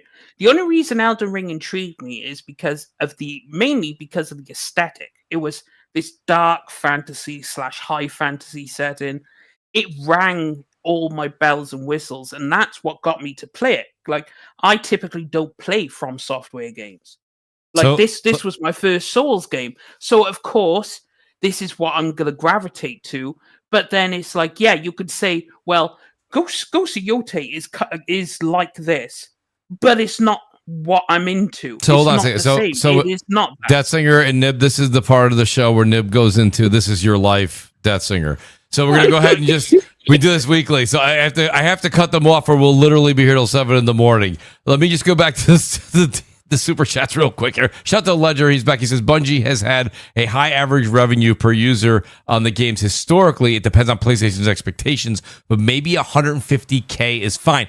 So you're saying 150K playing right now, Ledger, being fine. I think we all agree that that's a number that if between console and Steam they're at, that I think the number that like Death Singer was talking about was people were expecting to see the 150K alone on Steam. So we'll see if that grows over the weekend. Not sure. Sometimes it takes a little bit of provoking. It is also Thursday night. We'll see what happens. The weekend will tell a lot. Mariko's here, and he says they said approximately 75 different bosses in Crimson Desert. We've only seen 3 of them. Yeah, the game being massive and having enemies and that's different bosses. I'm there, Brian, with that. I personally, for me, I can see that being a game maybe I pick up later on down the road. I don't know if that, it's just, for some reason, what I've seen lately, I think the devs did a phenomenal job of showing it. I think the game's going to be a lot of fun. You're not going to hear me bashing it at all. I just don't think, I think between Marathon and the other games that are coming out, by the way, shout out to Eric, the producer, with late breaking news. This is apparently late breaking news. Pragmata will now launch April 17th, 1 week earlier than expected before. That's bad news because of the game releases. Because I was expecting a break in between the releases of that month. So that is actually bad news. And just to address the one thing I saw in the chat, is he only skips PlayStation games. I skipped RE9. It's not just limited to PlayStation. I've skipped tons of multiplats. Like, just because RE9... Are you going to pick up RE9 later, though? Nope, doesn't interest me. I haven't played an RE game since probably 4. Like Fuck. I don't play. Well, I'll tell you right now, Detsinger, you are missing a. You're missing Silent Hill games. The last time I played the Silent Hill game was back on like the PS2. Like, what are we doing here? Like, it's just like back then you had games like Fear. I was really into my horror games, and then I just fell off the horror genre. I will tell you though, Detsinger, you love Black Myth Wukong, right? I do like Black Myth Wukong, yeah. And I'll tell you the funny thing, Black Myth Wukong, I would say, is actually more like God of War than it is Soulsborne. I actually, in many ways, God of War is like a more cinematic Black Myth Wukong. Like, there's a lot of, don't try to talk him into God of War again. That was I'm not trying to talk him into it. I'm just saying. No, it's because, but bear in mind, Black Myth Wukong is it's the whole Chinese stuff I love. Because bear in mind, I'm big into Chinese stuff like Donghua. I'm into all the like animation and stuff. Like, I really enjoy the Chinese culture stuff. So of course I'm gonna be. This game is right up my street. But it's like I skip tons. You should stream. Crimson Desert, Singer. You should definitely stream that. Shout out to Bespoke. He says Death Singer's favorite game is Horizon. Confirmed. Yeah, I'm not sure about that. I'm not really sure about that at all, but I want to say, shout out to everybody. I just want to. Nib, you can say one thing. I want to say one thing quickly. This is not to do with Death Singer. Go ahead. But I will say what I'm loving at the moment is we're kind of getting like a come up of independent and bespoke engines, because the thing, Unreal Engine 5 is a real slog, and because Crimson Desert is not running on it, they actually made their own bespoke engine. RE9 is obviously the RE engine. And then I can't remember what I played before it, but there was something else that was also a custom engine. But these kind of proprietary engines are showing what we're kind of missing out on with Unreal. We don't have to deal with shitty performance and shitty image quality. And I mean, look at fucking Crimson Desert is like one of the biggest games I've ever seen in terms of scope, scale, systems, and everything. And that shit is supposedly running really well. Obviously, they had PS5 Pro footage. It was looking peak. It was looking beautiful. It was running well as well. So we have to see what the final game will be. But again, like, please, developers, and even Kingdom Come 2, like using what's it called, Crytek, do not feel the need you have to use Unreal, punch out, do bespoke engines if you can, because you're getting so much more out of them. No, I agree. I thought you were going to say something else. I was like, there's all these different games that are coming out. You have multiplayer games. You have like games like RE. You have games that are coming out like Crimson Desert. There's going to be Saros that comes out in end of April. Then you have Pragmata. Yep, Saros is a proprietary engine. Wolverine's a proprietary engine. GTA is a proprietary engine. It's just nice to have also these just different types of games to play. It's a lot of fun, a lot of things. Yeah. I think a lot of variety out there for everybody right now. I want to say shout out to everybody that's here. Thank you guys for the super chats. Guys, thanks for the chat. Actually, great chat, great conversation. I know there's only 250 left here, but we had almost 450 people here. Hit that like button, guys. I really appreciate it. If you're still here, hit that like button. A lot of great content here. Outstanding panel. I'll go in reverse order and say, Jack, thanks for being here. Jack, I did not mean to keep you here for near 4 hours, so you can give me shit in the chat when we stream tomorrow. You could definitely be like, Mooch kept me awake way too late. But I want to say shout out to you, Jack. I appreciate you being here. You always support me on this show. You always support me on Twitch too, man, and I hope I can do the same for you. I want to say, go over and check out Jack on Solidcast on Saturday nights, and he's got Weapon Wheel Podcast 5:30 on Sundays. Jack, thank you again for being here with us, man. Let people know where they can find you on Twitch if you want to go ahead and put that out there too, because I'd love to get more people and get you on Twitch more often. Yeah, man. Shout out to the viewers, man. Shout out to the panel. YouTube, Twitch, Twitter, Jack Mood, Johnny PSN. Yeah, tap in with me, man. I should be going live maybe tomorrow. I might try to go live tomorrow. Well, if you do, we will find you, Jack. That's for damn sure. I'll make sure everybody that follows Mooch follows Jack. So I appreciate you, Jack. Thank you for being here tonight. The great Nib was with us tonight. Nib, always spitting those facts. You're literally like a walking Guinness Book of Records, buddy. I love it. But everyone says I use ChatGPT and AI, and I'm like, just come over to podcast and hear me talk. Yeah, I'm not some amorphous thing. Yeah, ChatGPT, you couldn't move that fast unless you rehearsed all this, and I know you're not doing that. But Nib, I appreciate you, man. Exactly. It's great having you on the show, man. Great conversation, great really facts. Great stats too. Really good one, yeah. Let people know. I enjoy it. Like it. Let people it's know going to be they can very find interesting to see how things because we're going to have a big year. Like if whatever it's called, what's it called, Helix, does come out next year, and PlayStation follows suit, it's going to be a fucking loads of stuff. Absolutely, Nib. And the great Deathsinger, we find out a little bit more about your life every week we podcast. So, well, I mean, it's Deathsinger, did you like the Dreamcast? I absolutely Nib, did. you're not allowed to ask another question. Yeah, I'm telling you. Let me tell you something. I'm not saying this is with him particularly. I kind of am. I'll tell you this, like from all the gaming experience and people I've met through life and stuff, the ones that have like an innate dislike for PlayStation, even a subliminal one, tend to be Sega fans who are still really upset about PlayStation. No, I just don't happen to be a Sega kid. No. It's not even that.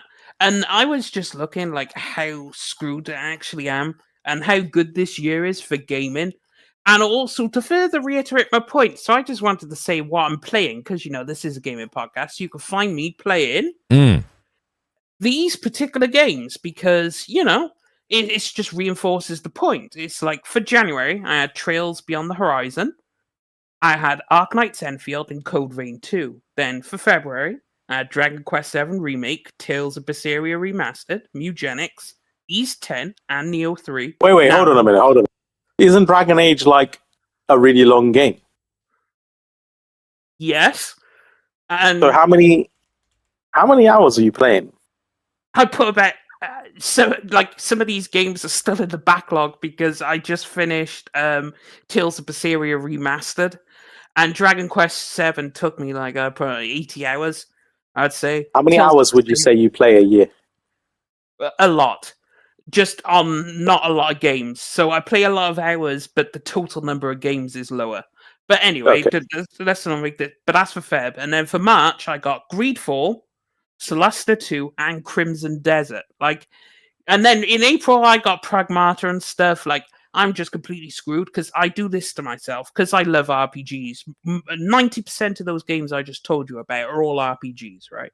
So that further reinforces the point of what I like. Everything else beyond that is complete nonsense to me. But yes, some of these games like Neo 3 is on the back burner. There's no way I have time for it.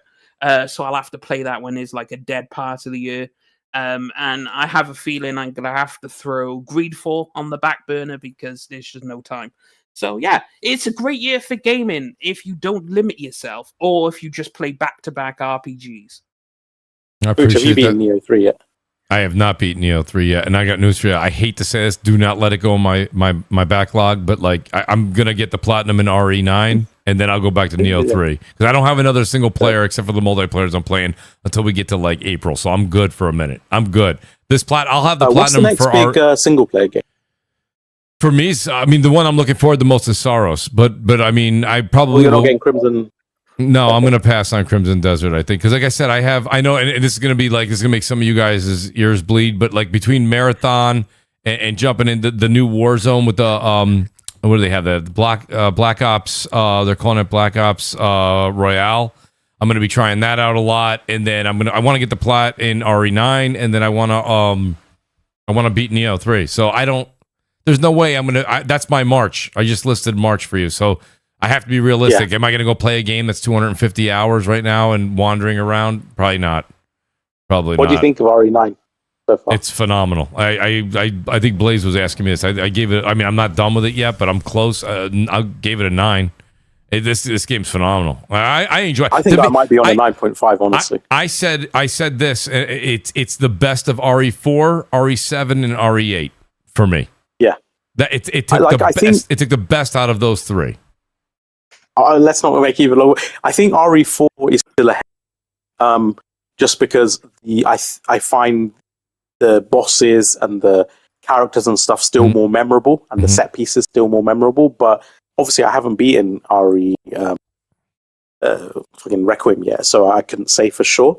But it doesn't quite have that memorable aspect. But like you said, it converges all the atmosphere, the mood, the immersion, fear, the tension, and now I'm playing Leon, obviously, the action, the bombast, it's crazy. The only thing I would say is in Leon's, have you completed it yet? If I beat what? No, I've not beat it yet. You haven't beaten it. Okay, never mind. I RE9? won't say anything. Yeah, RE9. Yeah. No, not yet. I'll have it beat. By Saturday, I should be beat or something. Where are you in the game? I'm at the part where, what is it there? It's pretty far. You know when you go into the gas station to get the key with Leon? Yeah. I'm in that area. Okay, In I'm not that far ahead of you. downtown city, yeah. No, I've got Probably a about, few. I think I 14, 15 hours in or something. I don't know. Something like that? Yeah. Yeah. I mean, I don't think do it's you much longer. The only thing I find the zombies in Leon's section so far, I know it makes the armor stuff, but I find them a little bit dull to take out. I wish there was a bit more character for me. Yes. No. It's like a horde, right? With Leon, they're just coming at you, and even in the section I just talked about, it's again another chainsaw they give you, and you're just kind of like whipping through all of them. Where it's a little bit more strategic when you're Grace.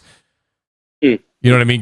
Grace, you have the ammo seems more limited. They're throwing ammo at you at Leon, and I'm playing it on the what you would call, I guess, normal mode.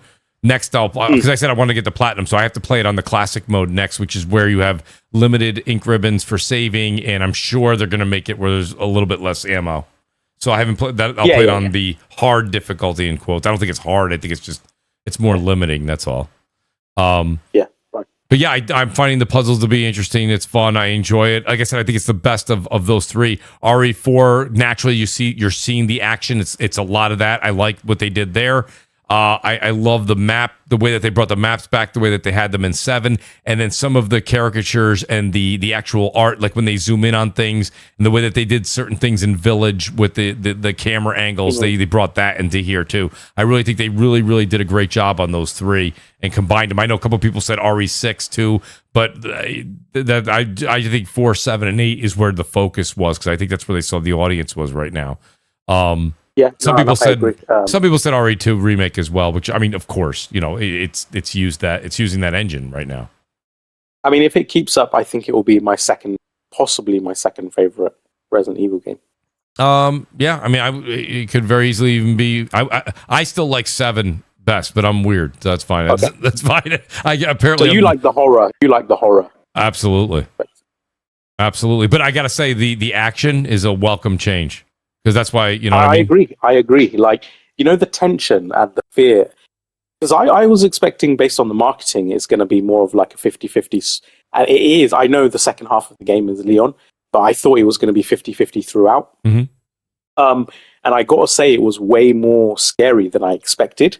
So I'm like, there's a lot more jump scares than I originally thought. There's way more. Yeah. The whole first half of the game is filled with fucking terrifying... You know, things chasing. Well, I think I'm doing it right too. Playing it fairly in the dark, and then I'm also playing it with a couple of choice bourbons, and that definitely changes your attitude. That's why. That helps you, because I'm telling you, some of the say I was like, oh my god, I was shitting myself, because when lights are always going out, there's small little corridors and fucking things. I just hear the creaking of the floorboards, and I think what really not spoil it for people, but you know the girl, for example, the fact that there's like she can come through any hole above you. Yes. And as you're walking through, say there's a hole above your head and it's pitch black and you just have your torch, kind of don't have an option but to go below the hole, and you know that any moment she can just drop on your head. Any moment. Yes. So while you're searching, you're that's in the back of your mind at all times. So exactly. It's pretty freaky. It is. I'll be like looting stuff with the whole time my torch on the hole, like I'm watching you. But yeah, it's a great game. Yo, shout out to Nib. Also extended his, since we're talking about gaming, Nib has extended his I'm going to make CrossFire an extra 35 minutes. Nib, nice work, outstanding. You get the achievement for the week, and your trophy is in the mail. I appreciate that, buddy. I actually officially concede to Nib. He's the master holder. He is the master of this. Absolutely. Yeah, I concede. Like, yeah, no. Jack's like, oh, hold on. Jack, what's this DM from Jack? He's like, Mooch, if you don't end this, I'm going to shut this thing off right now. All right. Guys, I got to get going. Yo, shout out to Blaze for that one, right, Jack? I had to rip that one out of Solidcast. I like that. Yo, shout out real quick to the Wise Old Gamer, Porter Rock 77. Go over and check him out. Brap was here. Some great guys that were here. And I want to say thanks to everybody. We'll see you guys next Thursday, 7 p.m. Eastern. And guys, we're going to be streaming Marathon over on twitch.tv tomorrow, Saturday, maybe even Sunday night. So that's twitch.tv, Mooch TV. Drop the O's for zeros, M00CHTV. We'll see you there over the weekend, guys. Please hit the like button on the way out, and we'll see you next Thursday. Peace out. Good night, and go play some games. Peace.